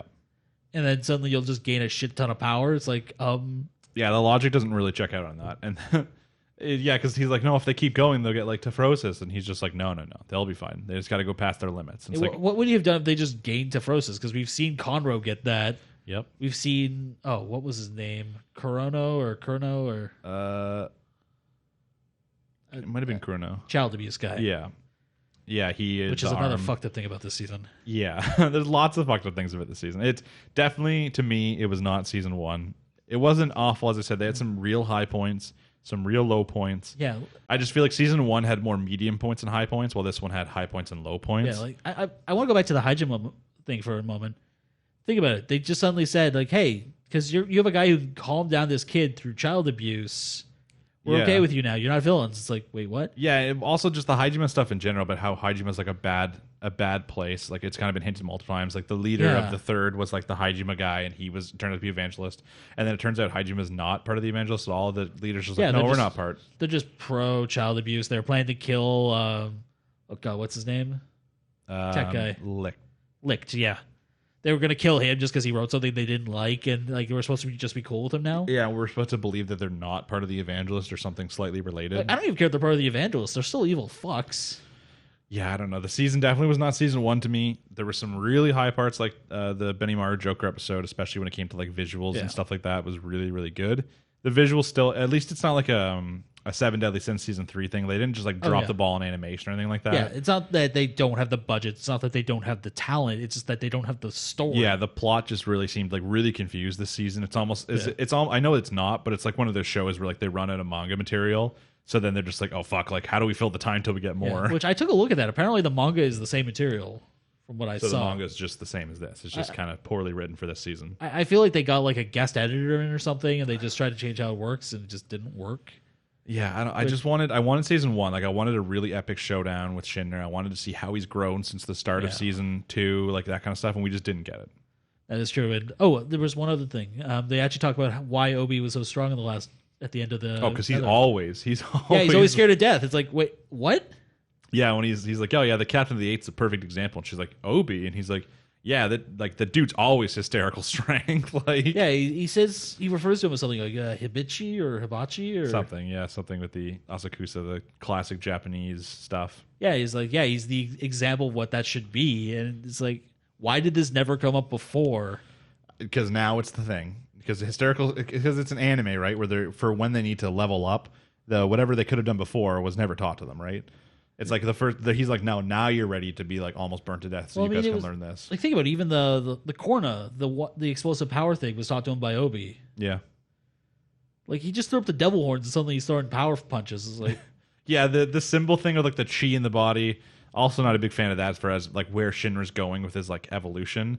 I wanted something a little bit cooler. He should have worked with a breakdance master to better learn how to breakdance, and that would have been his new thing. There's always hope. Maybe we can only pray that season 3 they kind of get back on a little bit more on track. Obviously, I think that they took care of a lot of the story we didn't want to see in season 2. So maybe if we're lucky, that'll only leave us with a story we want to see in season 3. Yeah, because they did show all the all the pillars getting together and ready to wreck shit. Exactly. So we're at this like maybe high moment where season 3 is going to just be all high. Yeah. Maybe we had to deal with a season with a lot of lows to deal with the next season of being really good. As I said, I was never really like depressed to watch Fire Force. It was still good. It was still entertaining, but it was a little disappointing. That's the best way to describe it. I'm not mad. I'm just disappointed. Yeah, if you had different opinions than us on Fire Force, that's of course anytime we do a season finale, we'd love to hear people's thoughts. Maybe eventually we'll do an episode discussing some season finales by themselves or some seasons by themselves. But if you had any thoughts about Fire Force season 2 that we didn't talk about, or that you're kind of curious about, or that you just want to let us know, leave it down below. If you have any theories about how season 3 is going to go, or if you have any theories about the whole connection with Soul Eater world, let us know that too. Just once again, stick away from spoilers if you can, if there is anything big that's already out there. I'm not going to lie. That might be the one thing I'm okay with having spoiled, to know if I should just drop this now. If you should just never see season 3. Yeah. So just let us know down below. We're just curious as to what everyone else thought about season 2. I want to know kind of if our kind of opinions or how the general public feels, or maybe like we're just missing the mark. Maybe everyone else is like, no, season 2 superior to season 3. Yeah, maybe we missed something. More Tamaki, had more than ever. If that's the case, I'm going to change mediums. It had more Orochi than season 1. I mean, yeah, but I guess that doesn't mean much to most people. 1 is higher than 0. Yes, that is true. Fact. That's math for you guys too. We're teaching you other things too. But yeah, that's it for Fire Force. I don't know when we'll be getting season 3. It's going to be at least a year, if I had to guess. Yeah, I think it's been announced, but I don't. We're probably talking at least fall 2021, maybe winter. It depends on, once again, if COVID has slowed it down at all. We're still in that kind of land. A lot of anime have very tight production schedules, and working at home has changed that a little bit, since they probably already had started some of season 3 recently. It could be delayed. It might not be. My guess right now would be a fall or winter 2021. Yeah, because they had a year break before, right? So yeah, it was a very standard 1 year. So definitely possible we'll be seeing it start in fall. Because did this one start in fall? This one started technically in this would have been 2 seasons. So this would have been summer into fall. Yeah, because we're in the fall season now, so it would have been summer, fall. Yeah, or you're not fall, or you're not winter till like January technically. Yeah. But yeah, just let us know down below if you're excited for season 3 and what you thought about season 2. Okay, and finally, last up on the list, probably the biggest one weekly that we'll be talking about for some time is Attack on Titan season 4, episode number 2, Midnight Train. Yeah, so I have a couple points about this episode. Okay, it's Attack on Titan, right? This was a much more chill episode, but this episode had a lot to deep dive into, a lot of theories to talk about, a lot of character developments in this that like I wasn't expecting to ever see. A lot of like the interactions between the family members and stuff is something I didn't think we'd be seeing. I didn't even think that these characters would have families. Yeah, I kind of assumed Reiner's family was dead. I also assumed that. Yes, that was like one of the more shocking ones. So just to give a brief synopsis, you would have already seen the episode, but it's mostly about the warrior candidates. The Eldian forces, basically, they're taking their train back to, I think, Liberia or Liberio or something is the name of their... Liberico? It's something along those lines. They're going back to their like home encampment kind of thing. Yeah. And they're getting there. They're celebrating with their family. You get to see like Gabby bragging about how she blew up that train and killed people, and the family's like, "Good job, you're like a hero." You get to see a lot of praise heaped on Gabby. A lot of praise. Yeah, you get to see a lot more Reiner. He has conversations with Falco a few times about like about who will be taking over the armor Titan. You get to see a conversation between just the warriors in their room, Yep. as well as then the Marleyan spying on their conversation in the room. Yeah. And then we get obviously where the plot's going, which we already knew, is that Zeke's main goal in the next year before he's done being the Beast Titan, he wants to finally get the Founding Titan. Yeah. As we know, the era, they've said it multiple times in the last episode, it's been said again in this episode, the era of Titans is at an end. And the logic here is that by taking the Founding Titan, they will at least gain enough time for Marleyans to develop tech equal to the other places to continue wars. Which I feel like that's kind of a misguided logic, because even the main guy said, if planes keep growing, so what if we had winged titans? Yes, the logic, the part of the Marleyans that is stupid is that they know, they've accepted now that they're wrong, that the era of Titans is the end, but they're still only going to Titans for the solution. Yeah. Like, let's just go get a stronger Titan to buy us a couple extra years. Yeah. He's like, man, if only Titans had wings. Because, like, the main thing is a lot of these battles are going to the sky, and a lot of these battles are going to the sea. Both places Titans do not do well. Yeah. Like, I wouldn't be surprised if there's a Titan that can swim well. There is not. I already know that. We're only missing one Titan, and they've mentioned who it is now. Right. Which one was it? That's the Warhammer Titan. They it. talked about it in this episode. That's the last Titan. I was trying to think of it. It's like, yeah. So yeah, there's. I mean, we don't know if Titans can swim. I'm assuming maybe the humanoid Titans could, if they know how to swim as humans. They don't really have the coordination. Like some normal of them, Titans don't. So, yes, normal Titans definitely don't, but some of the human ones might. Like the female Titan was very agile. The Jaw Titan is, I think, the most agile Titan. I mean, part of the problem is buoyancy, right? Yeah. And the way they're built, they're incredibly light. So I wouldn't be surprised if they could. Yeah, that's the thing. They're made out of basically just like steam. So they're much lighter than they should be. So it would kind of make sense that they could, especially in the sea, filled with salt, easier to float. But that's not meaning that they're not going to be good at fighting in the water. Yeah, there's a difference between being able to swim and being able to fight. Yeah. Although they do talk about how all the scout ships that went to Paradiso, 32 to be exact. Yeah, were all taken out. Yes. So they've got something. Yes. Now, there's a couple other pieces. So Zeke's plan, though, is in the next year before he's done, he would like to go and they want to take over the Titan so that they can buy themselves time as they technologically advance their warfare without Titan means, but still by using Titan means. So not the best plan. Yeah, which at the same time, I want to question the logic of we're in a perilous position in terms of military strength. So let's take a large portion of our military and set it as far away as possible. Now, to be fair, Zeke was one of the main advocators of this plan, and he also has his own agenda. Oh, definitely. Right. Not only is he, in the last one, he said he's going to come back for Eren eventually, take him because they're kind of like brothers. Yeah. He's also wants like revenge probably a little bit. And there's also, they do not want the Eldian race to die out. Yeah. And you know what happens if Titans are no longer relevant?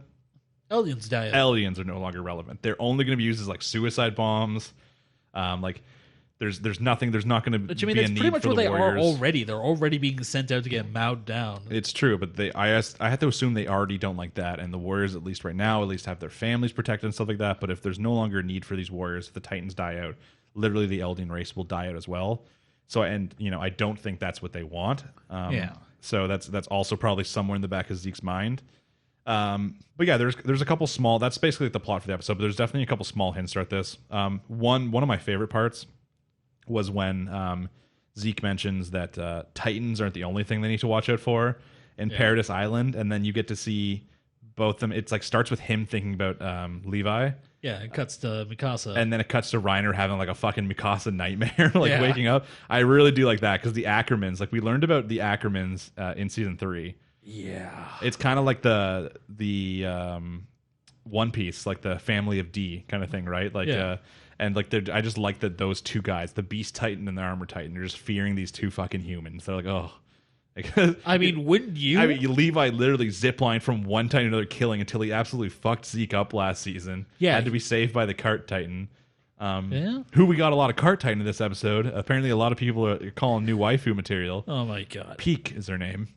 Yeah, I know. And I actually really liked the introduction of her because they didn't have to just say, "Hey, I'm the Cart Titan." She comes in with like crutches on. Then she mentions basically, she hasn't been bipedal for like 2 months or something. Along those lines. She forgot how this whole bipedal movement thing works. Yeah, it's like changing. So she's using crutches. So they didn't actually just say, "Hey, I'm the Cart Titan." But obviously, if you are watching the show with your eyeballs, you can then realize who it is. Yeah, I mean, I think the Jaw Titan also moved on all fours a lot too. But Yeah, well, the Jaw Titan is like the most, from what I've seen, it's like the most agile of the Titans, which was kind of the case for Ymir too. But the whole, do you know the backline with like Ymir and them? It was touched upon in season 3, but like briefly, and I think from what I've heard, from what I've seen for the next time, there was the original compatriot, and then Ymir ate him as a Titan. Yes. Okay. So Galliard, who's the current Jaw Titan, his brother Marcello was one of the the original Jaw Titan. Yeah, was the original Jaw Titan and one of the 4 that was sent. So Reiner, Bertold, Annie, and Marcello went, and then as they got attacked, Reiner got attacked by a random Titan, which was Ymir. Marcello got in the way to save him, got eaten, and then so Ymir, who's just a random Titan, got turned into the Jaw Titan, and then now the powers obviously went back to his brother. Galliard, who in this they actually hinted at this too, who cannot see the past of his brother for some reason. Oh. So he mentioned in this episode, because in case you couldn't tell, he's very hostile towards Reiner. Yeah, well, I mean the whole like, hey, you're the reason my brother died. I think that's a pretty for valid multiple complaint. reasons. So 1, the reason his brother died. Yeah. 2, apparently Galliard was supposed to be the original Armor Titan, but Reiner like stole it from him, and so Galliard hates him for that still too. Which was on purpose. Marcello actually made Reiner take it from him so that he, to save his brother from having to only live for 13 years. But Galliard didn't give a fuck about that. He wanted to be it. His brother dying, and then plus he can see through Ymir. He can see how Reiner acted when they were at like the academy, that kind of stuff. And he thinks he was just trying to copy his brother. He was trying to be like the cool leader type who is like his brother was, and so he doesn't like that. So he just like hates Reiner for every single different reason. Yeah, I think the specific line was trying to act like someone who's competent. Yeah, but the thing is, when you eat the people, you get all the past memories and that kind of stuff. Yeah, but except for the brother. Yeah, apparently he has no memories of his brother when he was the Jaw Titan, which is strange, and I wonder why that is. I don't know if that's going to come into play later. It might be because they're direct. No, because I guess this would pass down through bloodlines, right? So it wouldn't be a blood relation thing. No. Yeah, most of the time they're directly passed through bloodlines specifically. It's possible the brother specifically omitted his own memories, or it's possible it's something to do with Historia. It's possible. That's what there's these questions, but that's definitely curious because that's the only case we've really seen, except for Aaron's kind of bad at accessing his own memories. So yeah, for him they just kind of pop up. Yeah, and Galliard was made more recently than Aaron, and Aaron just started being able to see his father's memories in the last season, which was years after he became a Titan. True, but it could be just because it took him so long to access the Titan powers that happened, or it could be because he's got 2 different Titans stacked on top of him. Yeah, Aaron went like 3 years or something without using, or like 1 or 2. I don't remember exactly how long. Yeah, it would have been about 3 years. Powers. Yeah, and the thing is, he got both the Coordinate Titan and the Attack Titan. Yeah, he's got the doubles. So he's got 2 sets of memories fighting for dominance there. Yeah. So I think that's probably why he sucks at it. There was also one really funny hint that would be really hard to get in this. Which was when Zeke was telling, I think he was telling Colt. He was telling Colt about his secret because Zeke. They were directly talking about why Zeke is like the Golden Boy. Why he's stronger than every other Beast Titan, even though he doesn't have royal blood. Yeah, he said it's not like you have royal blood. And it's like, and then he's like, yeah, I guess when you eat me and take over my thing, you'll get my memories, you'll learn my secret. And then the other guy comes in, he's like, oh, my secret of how I wipe my ass, kind of thing. But the secret is obviously that he is, in fact, as we know, he's the... Yeah, my mom was royal. Yeah, his mother was royal blood. So that was at least a funny little thing. I guess he would know that because his parents are very vehement on that. Oh, yeah, they would have loved that. That was the whole thing, right? Yeah. I mean, a little fucking snitch over there.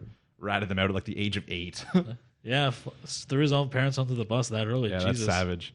One of the things is, if you remember in this episode, there was a shot of the people. It was when Reiner was talking to all the warrior candidates, and then there was a shot of a woman who was blocking part of the scene. Yeah. That mixed with the first episode ended with the guy who I think was Jean. Yeah. With the hat on, because if you've seen the Jean artwork from season 4, he's got kind of long pulled back hair, a little bit of a goatee, which was very similar to who we've seen. Oh God, yeah. Originally in this episode, I thought for a second I saw Connie. I'm unsure. Well, I don't know if you noticed this, but do you remember when Reiner was talking to his family? Yeah. Do you remember the scene immediately that cut to the outside of the house? Yeah. Did you see the person jumping off the roof? Yeah. But that person, I think later then, one of the next scene in the show was like someone died. Like someone killed themselves by jumping off a roof.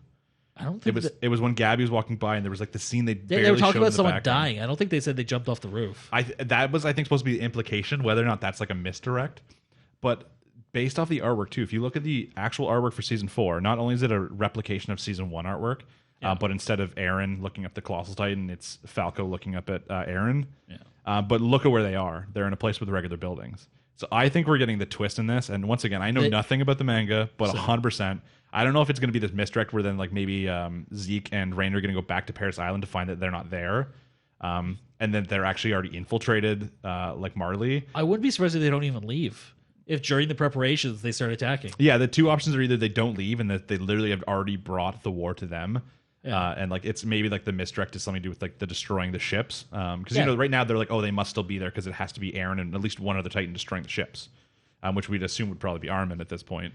Yeah, unless they just used thunder spears. Yeah, or but cannons. that's what I'm saying. Like there could be this misdirect of them thinking, hey, they have to be on the island. But the two options are either the war's just immediately brought to them and they're already here. Maybe that's why we've already seen Jean, Mikasa, all of them. They're already here.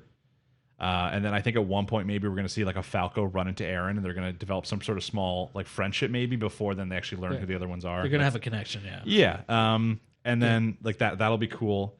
Or there's the chance that they don't leave at all. But imagine if like Zeke and Reiner and they take this army there, they get to Paradise Island and no one's there. They're like, wait, what the fuck? The thing is, they wouldn't be able to move the entire population. No, but even if they get there and find out, like, because they only went there for Eren, and they find out like they're not there, they're like, oh, they're gone. And then they're like, oh shit! Then they got to travel all the way back home, and they're just wrecking havoc on their their area. They could easily fuck shit up because they don't really have anti-Titan weapons other than Titans. Yeah, that's the thing is that they fucked themselves over in the past however many years, basically, right? And one of the things that a lot of the artwork has shown is them in the anti-personnel gear. Yeah, not only that, but as we've seen with the main arc of the thing, it's not about them on. It's not like them at the one of the walls or anything like that. So there's definitely going to be they're bringing the war to them, which is obviously that's what we knew was going to happen at the end of season 3 anyways. They've mentioned that, but it's funny because it's not what they expect, and it's going to add this like new element where the first part of the season I think is going to be like we're all seeing the perspective of these characters as like these like Titans attack them and they're losing, and then the next part we're going to go back to like the main characters and. Interesting perspective. Obviously, it's going to be a very much a dual perspective anime, at least for the first couple episodes. We're definitely seeing all the Eldians and stuff like that and the warrior candidates. Yeah, I really hope this isn't just them trying to build up this area and make us sympathize with them before they stomp on it. So yeah, there are definitely going to be a lot of character deaths. There are some that I'm praying not to see. We don't want to see Connie and Petra die. No one wants to see them die. I know you're being a dick, but I agree. Honestly, though, those are probably the characters that people want to see die like the least. Like we'd understand if like Armin has to die.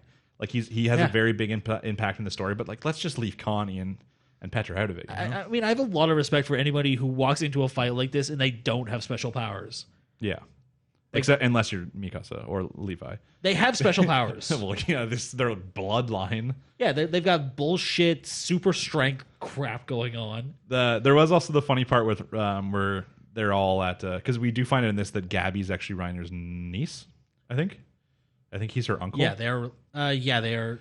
Niece sounds right. Yeah. So they're related, which is one of the reasons why I think, as hinted in this episode, we see Reiner not want her to have the power. We see him kind of wanting Falco to have it. Yeah, he specifically tells Falco, save her from this power. And we also see the fact that, like, at first we thought Falco was kind of jealous and he wanted the power or something like that, but now I think it's more implied that he just likes her and does not want her to have to die in 13 years. Yeah. Which is always a nice little element. He's obviously a good guy. But at the dinner table, we see them praising her for saying, like, she blew up all these people. And they're like, yeah, you're like the hero of Eldia now, which is always strange. And then, of course, they're like, we see how the Eldians in Marley think about the Eldians on Paradise Island, right? Like, oh, that king betrayed us. These people are like monsters. They suck. They have no personality. And then Reiner goes off. Yeah, they're like, Reiner, tell us about them. He's like, oh, yeah, they're monsters. This one girl wouldn't share a potato.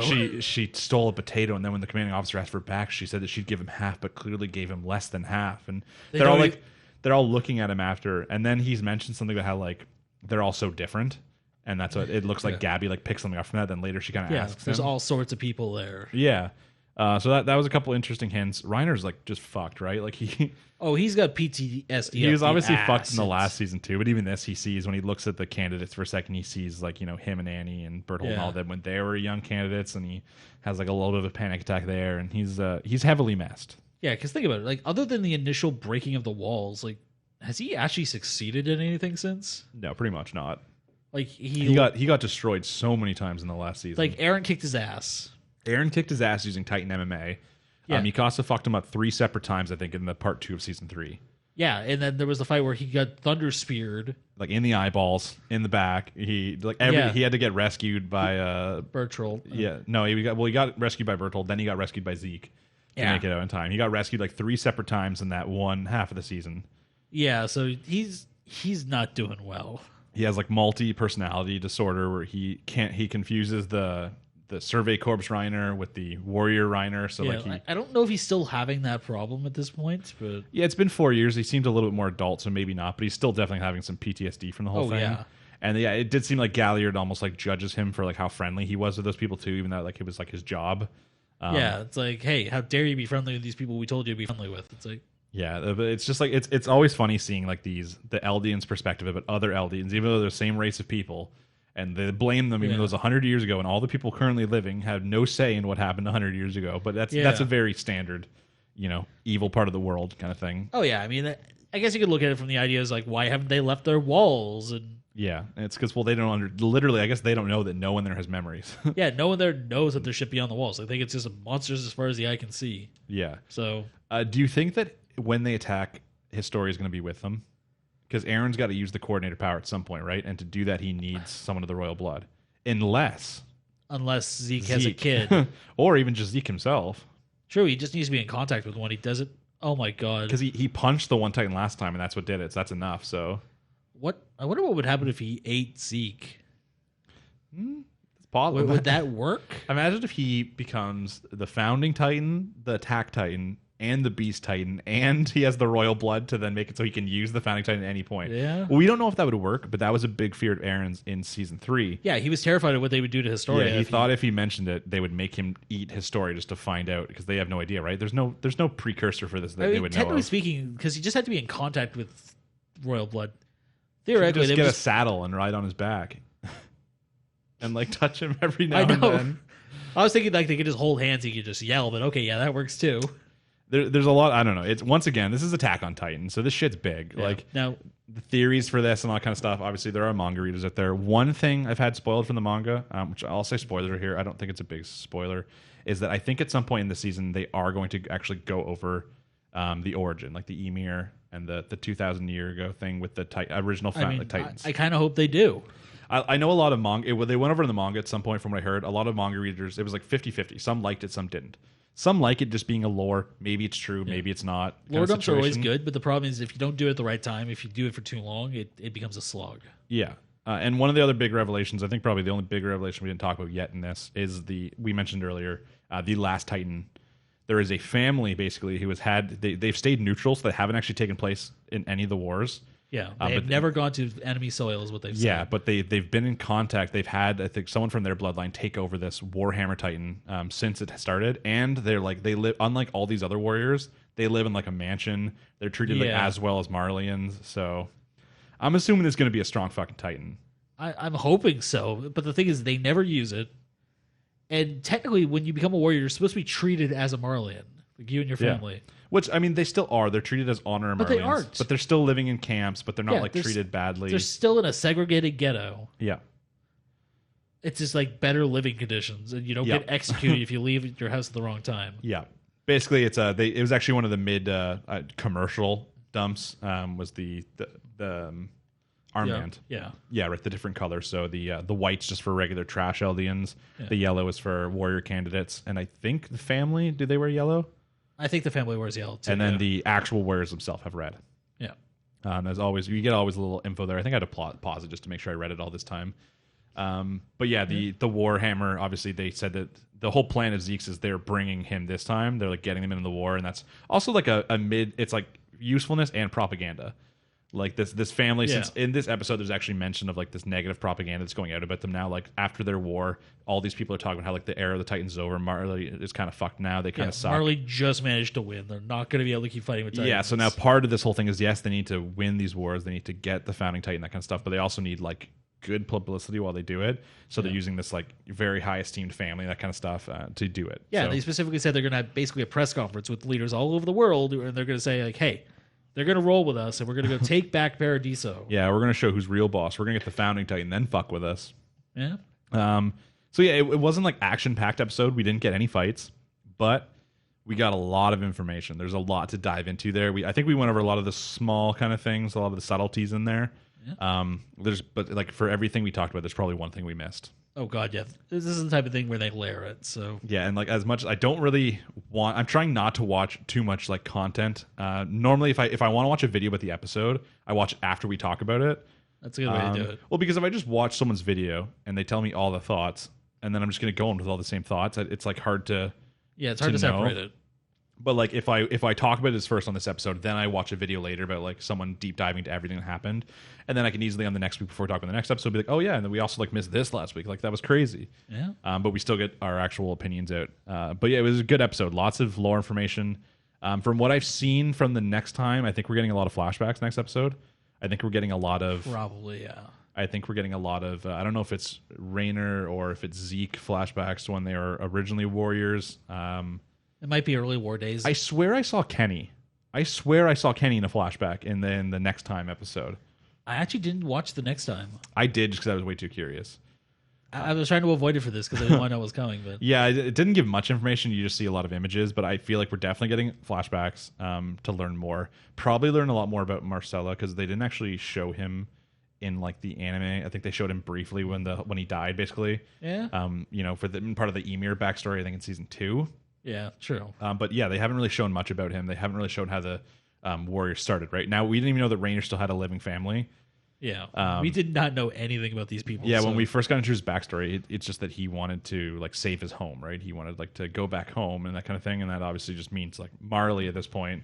Yeah. But yeah, he has a family. We need to know. I kind of want to know how he started. I'm sure we're going to get this information about him and Galliard not getting along. Yeah, I wouldn't mind seeing something about Bertolt.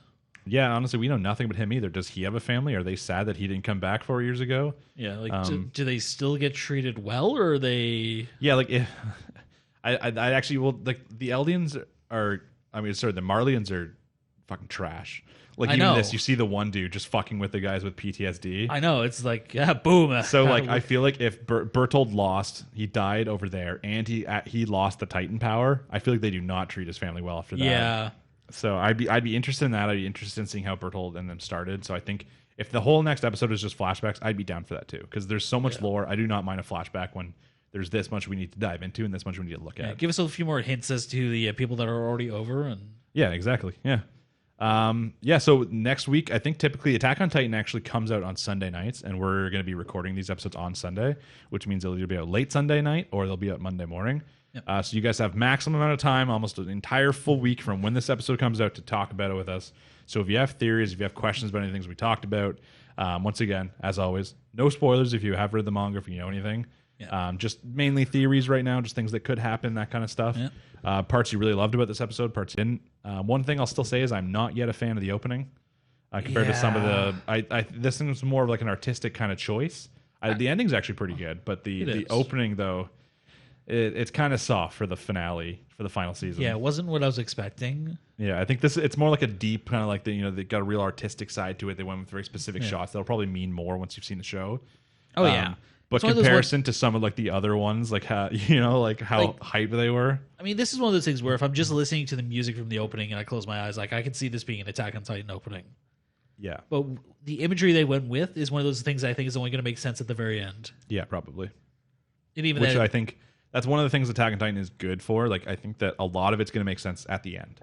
Like same as like season 3, right? Like when that reveal happened in season 3, everything made sense, but it only made sense when you see it. Yeah. Like nothing made sense before you saw it, and then all of a sudden you see it, and you're like, everything's clear. Everything clicks into place. Yeah, which is always cool. That's one of the real special parts about Attack on Titan.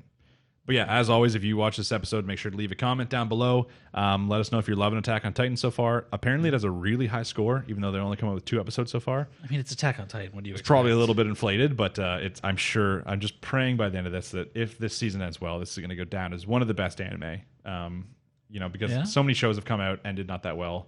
But this show, since it's only been getting better, right? Since I'd say season 2 was better than 1, season 3 was better than 2.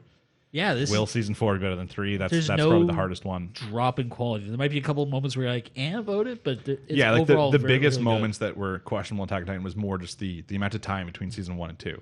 Yeah, right. Very risky. You could lose a lot of fans, lose a lot of hype, but they still managed to pull onto those people. And now since then, they've really fixed it. One thing we didn't talk about last time was the CGI of the Titans. They changed that since because they changed studios. Yeah, it's Mappa now. Yeah, and it was WIT before. So they've changed studios, and now the Titans are CGI, and they actually look really good. Yeah, I honestly wouldn't. If you just showed me this without telling me that, I probably wouldn't have noticed or put much stock in it. Yeah, like I went back and watched some comparisons of like the Colossal Titan from season 3, like his weird like goofy arms and stuff like that. Yeah. And then in this one, but I went back to episode 1 and watched like the Jaw Titan like running around the field and like Reiner running across the wall like destroying the cannons, and it all looked really good. Yeah. So, and I don't like CGI or 3D animation normally in anime, but they did it well, and they just did the perfect amount of it. So the thing is, CGI normally in anime is reserved for either cheesy shots like what you get with Gridman, or for idle anime like Love Live. Yes, where they need a little bit more mobility to kind of sell some of the dance moves and stuff like that. Exactly, something where it's just like trying to sync a lot of things up at once is a lot easier to do with 3D models. Applying it here actually really works. Yeah, it's really useful for when you're doing like big monsters and stuff like that. Yeah. But some animes, when it looks so off-putting in some animes when it's completely regular anime and then it's CGI. Yeah. But Attack on Titan has that style that can kind of blend them in a little bit better. Yeah. But I did notice someone asked a comment about that last week, and I was like, you know what? I wanted to bring that up in the episode, and I forgot. So I did read the comment. I think I responded to it, and yeah, I actually really like the CGI. I think other than that, that's all we can really talk about. We got pretty deep into the episode.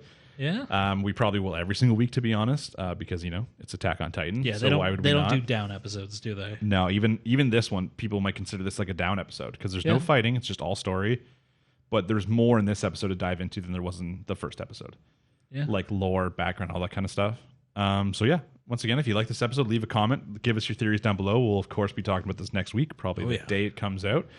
And I think that's everything for the episode. We've talked about all the shows. We have, yeah. So pretty much like every other week, if you've watched any of these, leave comments down below, like, subscribe, all that kind of fun shit just for the algorithm. Yeah, and let us know what you think about some of these shows ending, if you're looking forward to the finales, if you're going to miss them. Or... Yeah, like this week we just had Fire Force, but next week we have, Don Machi, A Million Lives. And I think Wandering Witch is on Wandering the last Witch, episode. yeah. And we got a few more of Noblesse, a lot more of King's Raid, obviously.